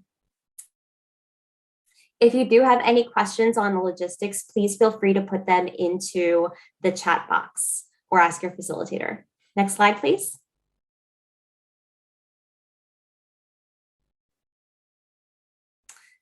So as Judy and Torrie both mentioned, the goal is to collect your initial feedback on the MedQuest Division's draft proposal for community-based palliative care benefit for Quest integrated members.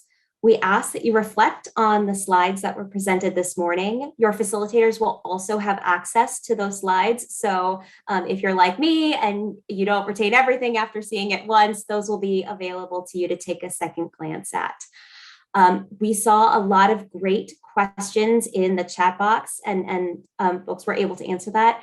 The facilitators may not be able to answer all of the questions directly.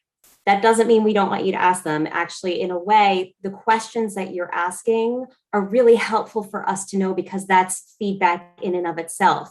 And if you ask the questions and we don't have the answers, we're taking those down, and that will inform what additional components of the benefit might need to be further built out.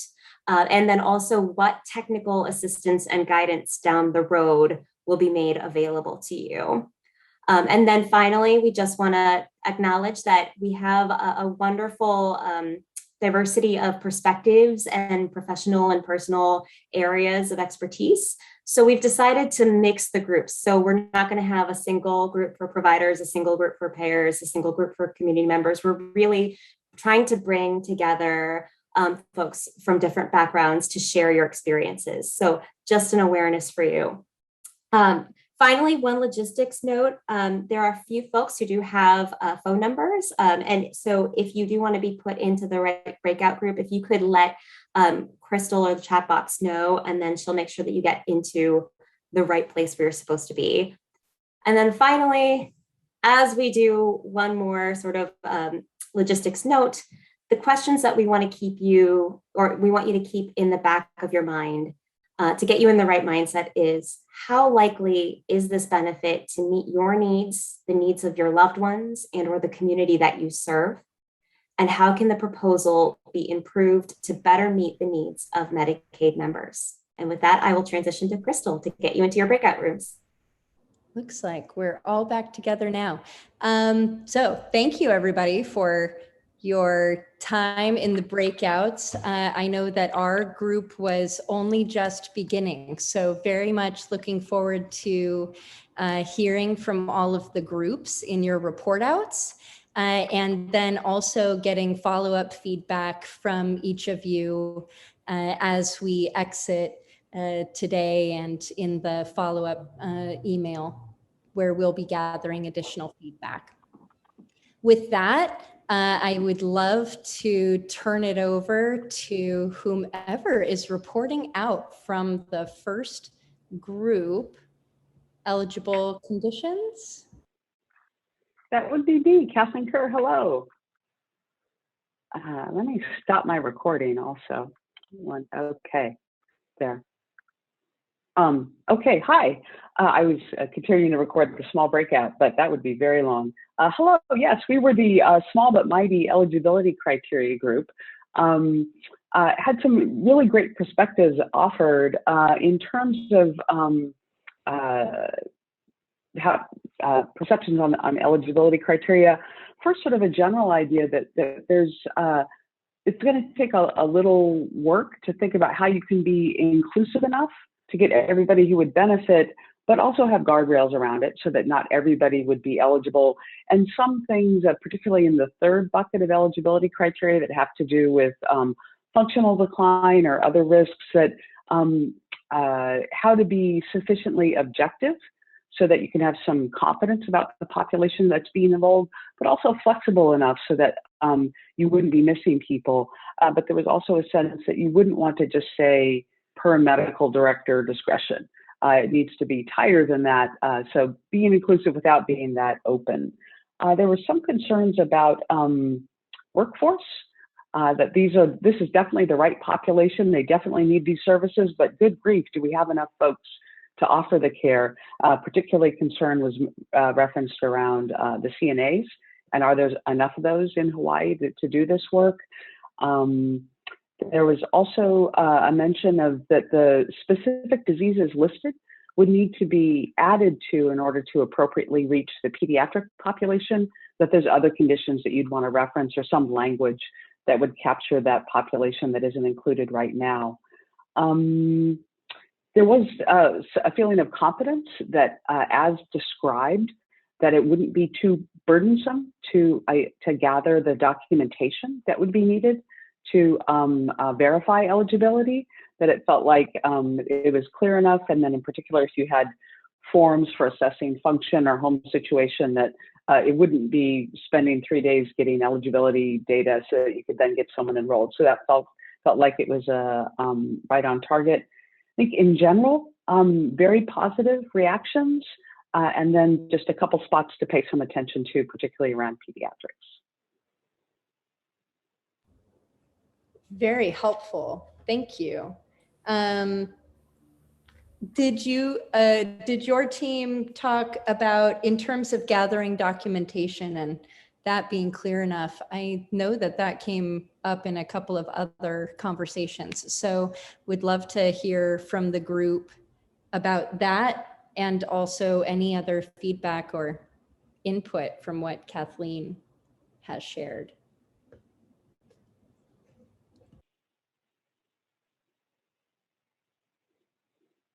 Are you saying the larger group, Torrie? Yeah, the larger group. Yeah, so folks can unmute themselves and chime in. Yes.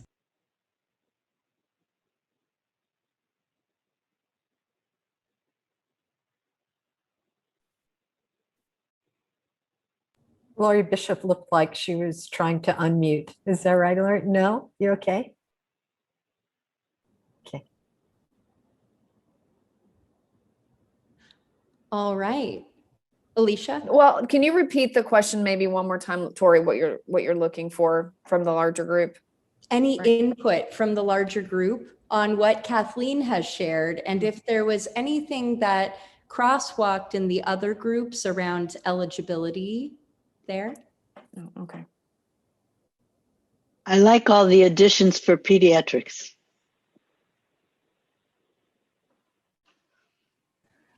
I'll actually say the NHPCO has actually pretty well-defined groups of what they consider eligible pediatric patients for palliative care. They've broken it down into 4 well-defined categories, and I think that would actually work really well for a program like this.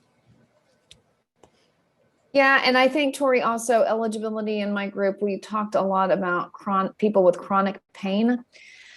And would, so where's the line there? There are some folks who are so homebound and with little ability to get out, what could be, included. I think they saw major disease groups, but that doesn't always define or help all those who need it, So just maybe more definition around that. And just as kind of a side point, in the reimbursement group, the notion of the variability or the continuum of severity of illness and relatedly the intensity of care that you would have to provide for different people. How do you appropriately dose services and link payment? I just want to say that we're going to use we're testing out a tool that will do predictive analytics. It's a pretty extensive tool that takes a lot of algorithms of information, and it gives you the results of different algorithms into one. And that PPS scores, predictive analytics, is there cancer, is there admission, is there skilled nursing facilities, and it isn't meant to. Then you call them cold and say, hey, you look pretty sick, can we help you?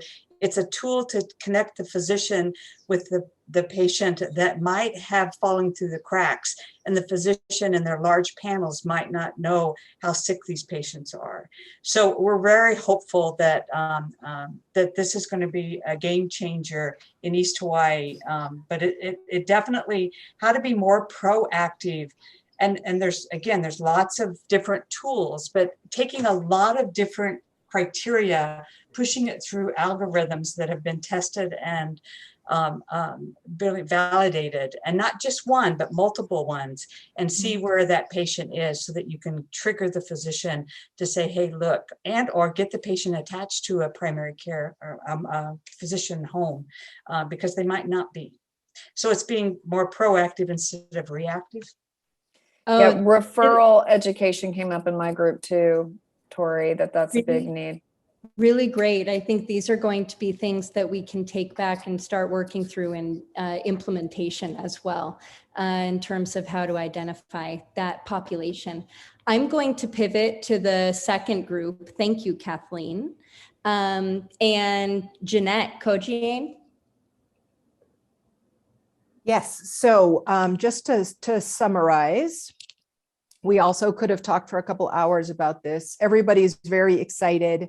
They really like the idea. So that's, want you folks to hear that. You were which group? Number 2, underserved populations. Yeah. So one of the questions that came up was how to increase the skills of the providers of palliative care to help with mental health issues.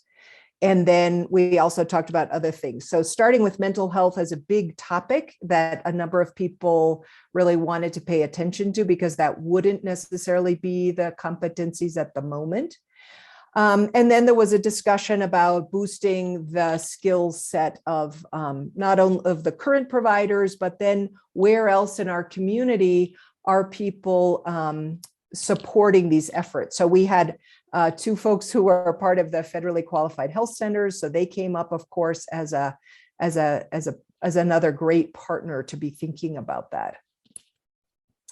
There was a question about and a concern about the certification process and how to speed that up, considering how long that takes. So that was a good question. One question I really liked was, how do we change the culture of healthcare with both primary care and specialty care to help others see the value of palliative care and that they understand the fabulous tool that it is, and we're not just using palliative care in the last moments. So I really like this idea of that was something we talked about, was the idea of culture change. Clearly, people felt that health equity and cultural competency is very important.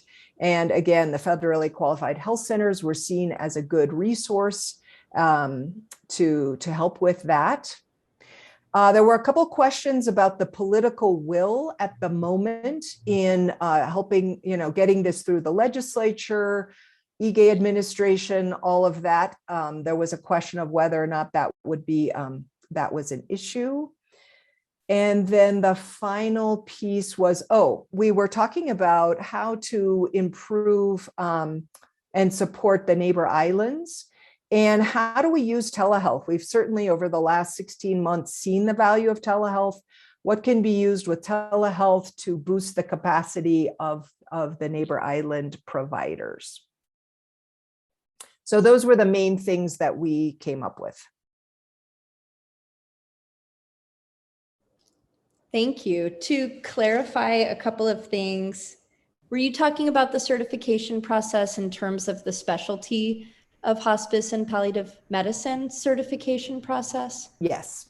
Okay, that's very helpful. And then in terms of thinking through the telemedicine or the community-based services, were there any other services that your team had talked about would need to be included, or any thoughts around how care might need to be delivered differently when meeting those needs? To be honest with you, that did not come up. Great. We talked about many things, but not those specifically. Awesome. Any input from Jeanette's group? Anything I forgot, team? All right. Mia, did your group also talk about? Yes, thank you. So our group also addressed medical, behavioral, and social needs of underserved populations. So I'm just going to add on to what Jeanette so eloquently shared from her group.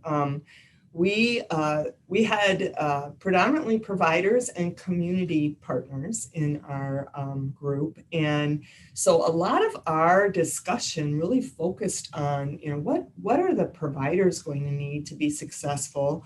And then also, how do we reach the communities? How do we identify who's eligible? So as far as provider competency, what they really felt is that, they need to be able to work closely with community partners. So respected community members, how do we get that marketing and that messaging out to these respected community members to be able to increase access?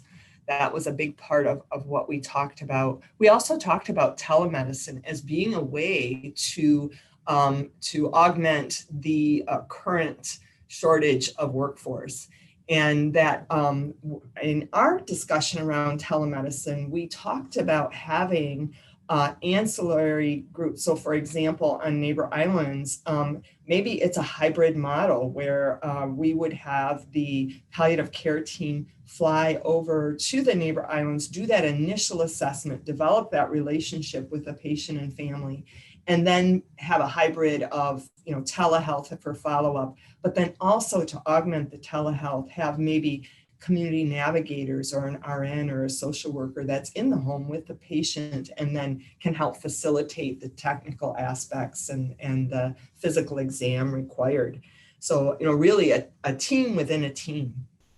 We talked about social determinants of health and how not only do we need to identify what the social determinants of health are, but then will the benefit, the question was, will the benefit also include services and reimbursement to meet the various needs, the various social determinants of health that are identified, whether that's transportation, housing, really looking at that piece of it.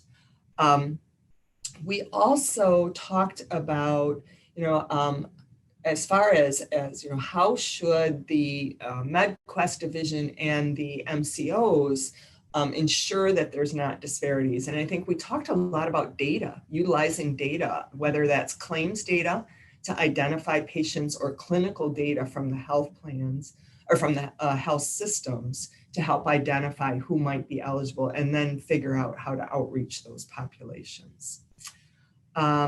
Joy, help me out. What else, or any of the others on my team, what else did we talk about that Jeanette or I have not already addressed?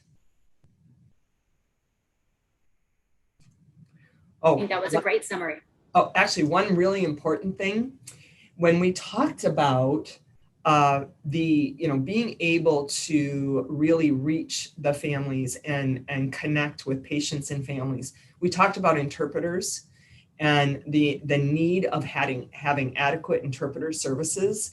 That was so very key, but also to have whole person, very patient-centered care, that as we're getting competency training, that we're not lumping, for example, all Micronesians together, all Buddhists together, that it really needs to be very individualized.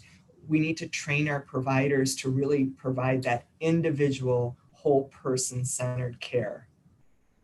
Thank you very much for that report out. I think that's a really fantastic transition or segue to the services section in terms of thinking about how we carry that message forward through to the next piece of this. So Marion Grant, do you want to report out? I would be happy to report out. We had a very supportive group about the palliative care services. People were, no services were identified that were missing. People thought that they were, one of the participants said that they thought they were fairly robust.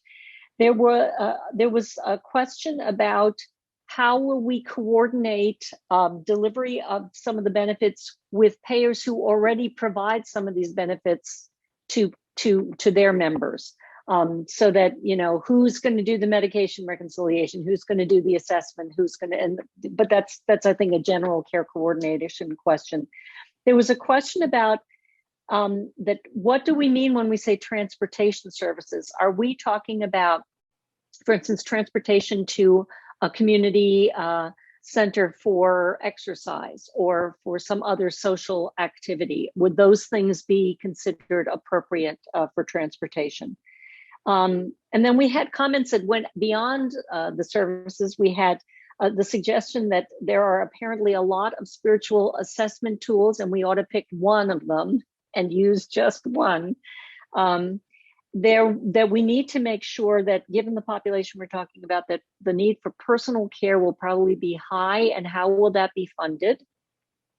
And then one of our participants reflecting what the training team group was talking about is, how will providers be assisted in getting ready for this? How will they be, Hawaii is a beautiful place, but it's kind of geographically isolated. Not lots of palliative care providers wandering around just looking for work. So how will staffing be handled? So I think those were the highlights. That sounds like a rousing discussion for 30 minutes. That's a lot to talk through. Thank you very much. Marguerite Labson. Right. Also. Actually, I was sitting here thinking how very much there's a lot of alignment coming forward. Our group also felt that the services overall were correctly identified, but there was an overarching concern around workforce availability, and then the training of that workforce, and alignment with a payment, so that the benefit had to be of sufficient had to be sufficiently robust that it supported this payment. The other thing that came to the forefront was in terms, and in fact, it was out of the gate first thing, was the importance of social supports for the patient and to alleviate not only the burden on the patient, but caregiver burden. That was really big. And we had some more just heartwarming stories about how even a physician whose child needed palliative care was unaware of what was available. And then we were very, very blessed to have in our group a member from a local community service organization that came forward and said, you know, I deal with this all the time and I attend palliative care meetings. How can I raise awareness around this? So the message there may very well be, how do we get the message into the hands of the right people as the benefit gets built out, that this exists and we need support from perhaps other organizations that are also being supported. Those were the significant ones. Common through line around workforce availability, training, and personal care, and the need to think about personal care and the impact on caregivers a little bit different for this population. The idea that social determinants may very well impact the need for clinical services down the line if we can intervene up front. Thank you. Did we have another person on group 3? We did. This is Shirley. And we talked again similarly about concerns in regard to workforce capacity, and some of the specifics were, for example, just the licensing delays. So bureaucratic challenges of someone, if they, again, are not currently certified or not currently licensed, just how long that process can take. We talked about the potential for maybe minimizing some of the concerns about the workforce by using, as others have mentioned, telehealth or some kind of hybrid model, but then highlighted that the Wi-Fi access in rural areas on the Big Island, for example, are problematic. Concerns about interoperability, so that if a person, again, is partnering with people in the community, how do we ensure the electronic medical record is going to be able to robustly and securely ensure that both sides are able to access the same information. And then concerns in regard to the community, and both in terms of people that are isolated and not aware of these services, and how do we identify and reach out and screen. So lots of community education is going to be needed, but also concerns about how when people are part of a community, for example, maybe they're part of a church group, that would have a pretty early awareness that somebody is in decline and not doing so well. But we would need to make sure that those congregants were aware of these services and would be able to know how to refer. So some concerns about that kind of community outreach, not just about what these services are, but how you might be able to connect or refer a colleague or a congregant to those services. Lots of concerns in regard to distinguishing service overlap. And again, how do we educate the workforce and ensure that people have good assessments for things that might be overlapping areas of concern. And I don't know if there's anything else from our group, but thank you for that. Yeah, I was another one. So I'm not going to repeat everything. So a lot of the things were covered, but a couple of things that I don't think I've heard fully yet is the importance was brought up by folks in pediatric peds, that the importance of having this kind of homogenous team that is caring and providing all the services instead of like a hub and spoke where different agencies were all doing different parts because of the complexity of the kids that they see. So, and then, but of course that goes into the whole capacity and issues that are huge because of lack of funding and all the strain that COVID is still present.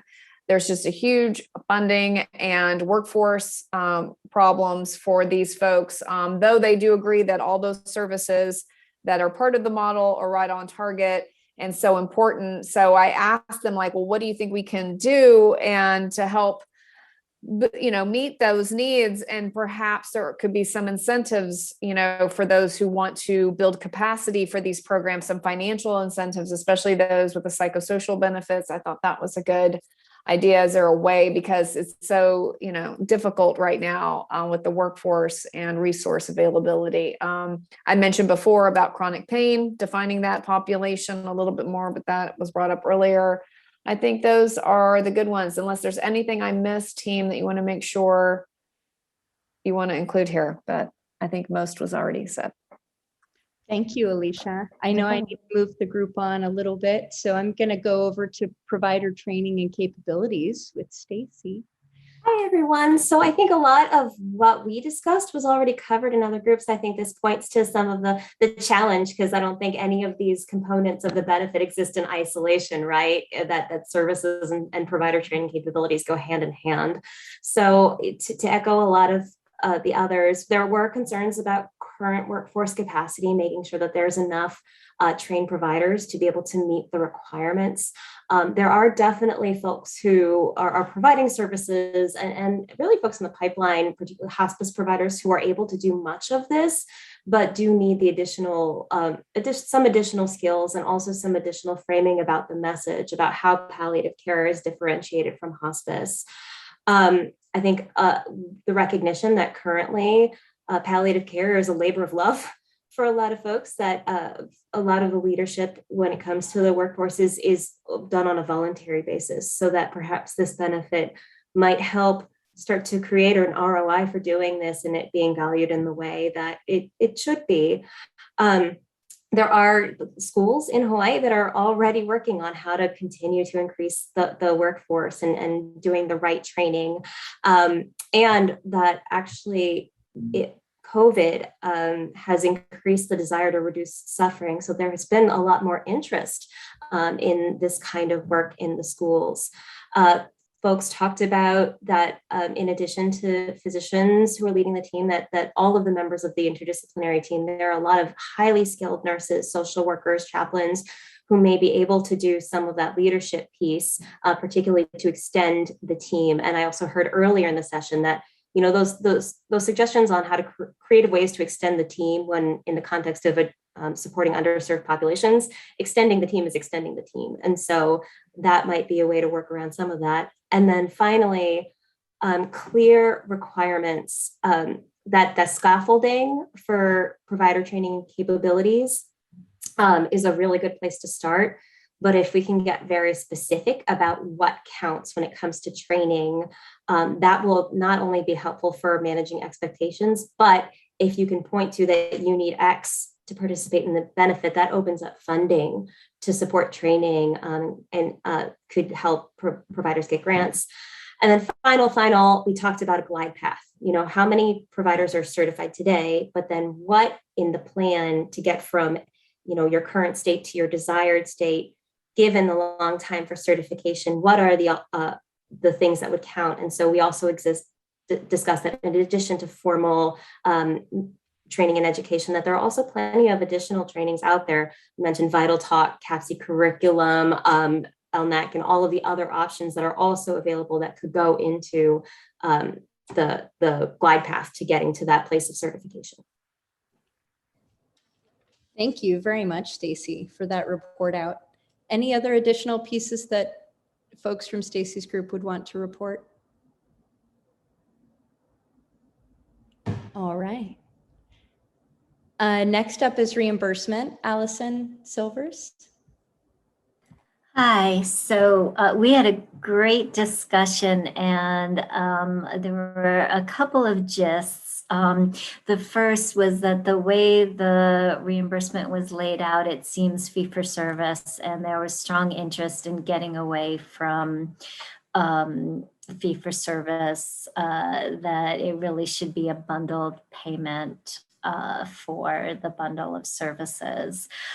We also talked about what should be included in that bundle, and there was some precedent in including DME and including medications, and I know that's probably on the services topic and the reimbursement topic, but that to include those in, we talked a lot, Ray mentioned this briefly earlier, but if you're gonna provide one bundle of payment, that needs are different. So Brenda Ho suggested like maybe 5 levels, level 1 to level 5, and 5 really might be hospice level for those who choose not to elect hospice, but then you can get that more intensive bundle of services. There was pointed out that a lot of the private payers are paying a per diem, and that seems to be working well. So maybe consider looking at what's happening with the private payers in the state. We also then started to talk about, again, how do you educate communities about this, and it was brought up that a great way to get around that was predictive analytics, that in the meantime you can use the data that's available to find the patients in need and reach them directly rather than trying to get families or clinicians to refer. Interesting point was brought up that when you're working with hospitals, if this program is successful, you're actually going to be dampening down visits and admissions and things that might be important from a revenue perspective for the hospitals. So how do you deal with that? Just a point about if you're looking to SIP, the Medicare serious illness population model, as a pinpoint for what you might be doing, that payment level is not sufficient to allow all the services. Team, please chime in if I left anything out.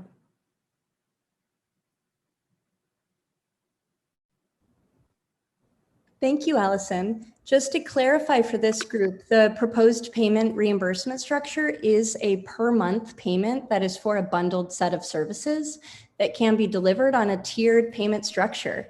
So that is actually what is happening. So it's not a fee-for-service payment at all. However, the assessment is paid on a fee-for-service outside of that bundled monthly payment that would include all of those services. We did consider in terms of the DME and medication that is something that is specific to, say, the hospice benefit, where all of those services are bundled and completely included and would be a differentiating factor between those two benefits. Sid. Yeah, so just adding to that, I mean, I think the team that I was facilitating understood that this was sort of a bundle, understood the logic around how the payment is structured, that there would be an S code for monthly allocation of a bundle of services. I think a lot of the conversation though stemmed towards what is the amount, right? And is that inclusive of the varying levels of acuity that you would see? Comparing sort of what the cost would be to sort of the cost to take care of sort of folks with hospice. And the fact that, very high touch patients require a severe amount of intervention, a significant amount of intervention, I should say, and some needs for 24/7 nursing care. And how are we taking into consideration, again, the varying level of acuity of the, eligible population in establishing what that, bundled rate would be. So a lot of sort of conversation about that. Also, as others have said, there was sort of we went back and forth around a lot of different themes, also talking a little bit about services, and also stress the fact that there would be a need sometimes for social services to play into this, and how would that be factored into this? Would it be flexible enough to accommodate some of that? And I think there was a general theme that, while this is sort of changing the fee-for-service model to more of a value-based model, this type of innovation is challenging for practices and can be daunting. And so, really trying to balance sort of the need for this with sort of the realities of current practices, I think was also sort of a theme that was talked a little bit about in our group. Team, did I miss anything that we should call out? Awesome. Thank you very much, Sid. We're going to move to outcomes and quality measurement. Chaba, Mara? Yes, hi. We actually had all three representations, payer, provider, and community member. It was a small group, but got some really good feedback.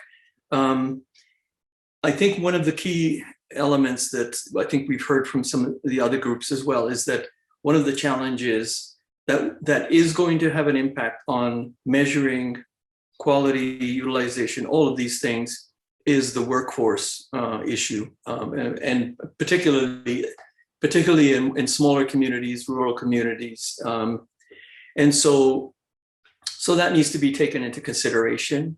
An interesting, one basic element that probably needs to be added. First of all, nobody said, oh, any of these examples should be eliminated. On the clinical quality side, one addition, which makes sense, is right now we have proportion of patients with pain screening or assessment, and then functional assessment. There needs to be one that addresses other symptoms, shortness of breath and mobility, other things that are very specific to certain disease, serious illnesses. In terms of satisfaction, right now it just says, what is the palliative care patient's experience of feeling heard and understood? One of the comments about adding a satisfaction measure that says that addresses how much better do you feel now, as a result of the services you've received from a health perspective. Do you feel your health has improved and those kind of things? So, and then we had a very interesting comment, especially in light of the challenges of as it relates to the workforce, and that is that as a patient is assessed and meets the criteria to enter into the palliative care program and accepts, we were wondering if there should be something where the patient commits to some level of compliance, so that if the palliative care team is giving them support, advice, recommendations, and the patient is just not following them, and we see this in medicine, by the way, which is, would it be possible to sort of at least have an expectation that they follow the rules? Because if somebody doesn't follow the recommendations, they're going to make themselves worse, and then it's going to impact the feedback in terms of whether it's clinical quality or utilization or satisfaction. So that was an interesting comment. And then, those were the key elements. I think there was quite a bit of a concern about the workforce issue, and so but those are the key elements that we discussed. Thanks. Thank you very much, Chaba. In our group, I think there was a lot of similar information that I gathered. A couple of things that our group discussed that's a little bit different was specifically around process and outcomes measures, as well as standardizing assessment tools. So making sure that we are holding the facilities or the teams accountable and ensuring that you have a level of team readiness and processes that support that interdisciplinary structure. How do we actually have assessment tools that are standardized so that providers know to use them and they're high quality? And being able to not only track the patient when they're enrolled in these programs, but also to track the caregiver, making sure that we heard in this group that there are a number or a high proportion of people who don't have a caregiver today, and making sure that we're identifying whether or not someone has one, but then also understanding the burden on the caregiver as the person is receiving care. How do we actually include caregivers in that measurement along the way? There was some conversation about ensuring that we're documenting over time, and it didn't feel too burdensome for this group reporting out around the measures, that these measures could be used and documented. But that there also should be some other types of experience measures around the patient. For the interest of time, I know we have 4 minutes, so I want to thank everybody for taking the time to give feedback. We are really excited to take back this information, the recording, and get your comments and questions down. Thank you to the facilitators who were gathered this feedback from the individual groups. And for those of you who were not able to provide comments or did not speak up today, there is an additional feedback survey that is coming out that you can submit to as well. With that, I will turn it over to Judy.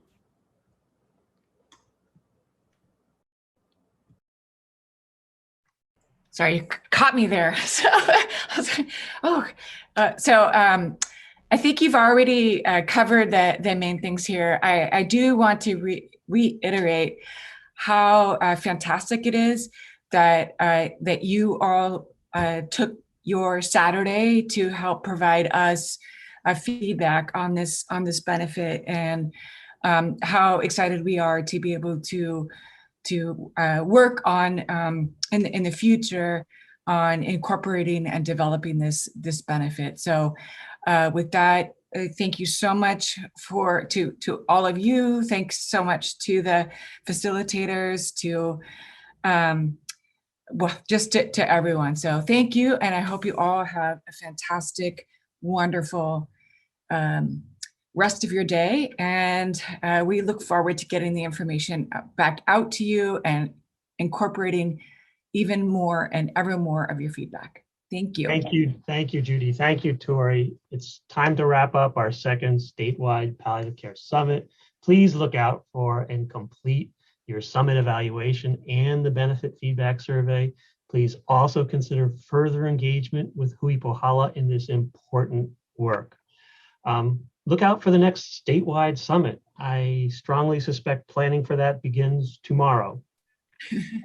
And that's a wrap, folks. Again, I want to add thank you to all of our presenters. Thank you to the supporters for the summit, all of the volunteers that work so hard to make it run so smoothly. And most of all, thank you to all the participants today. Mahalo and aloha.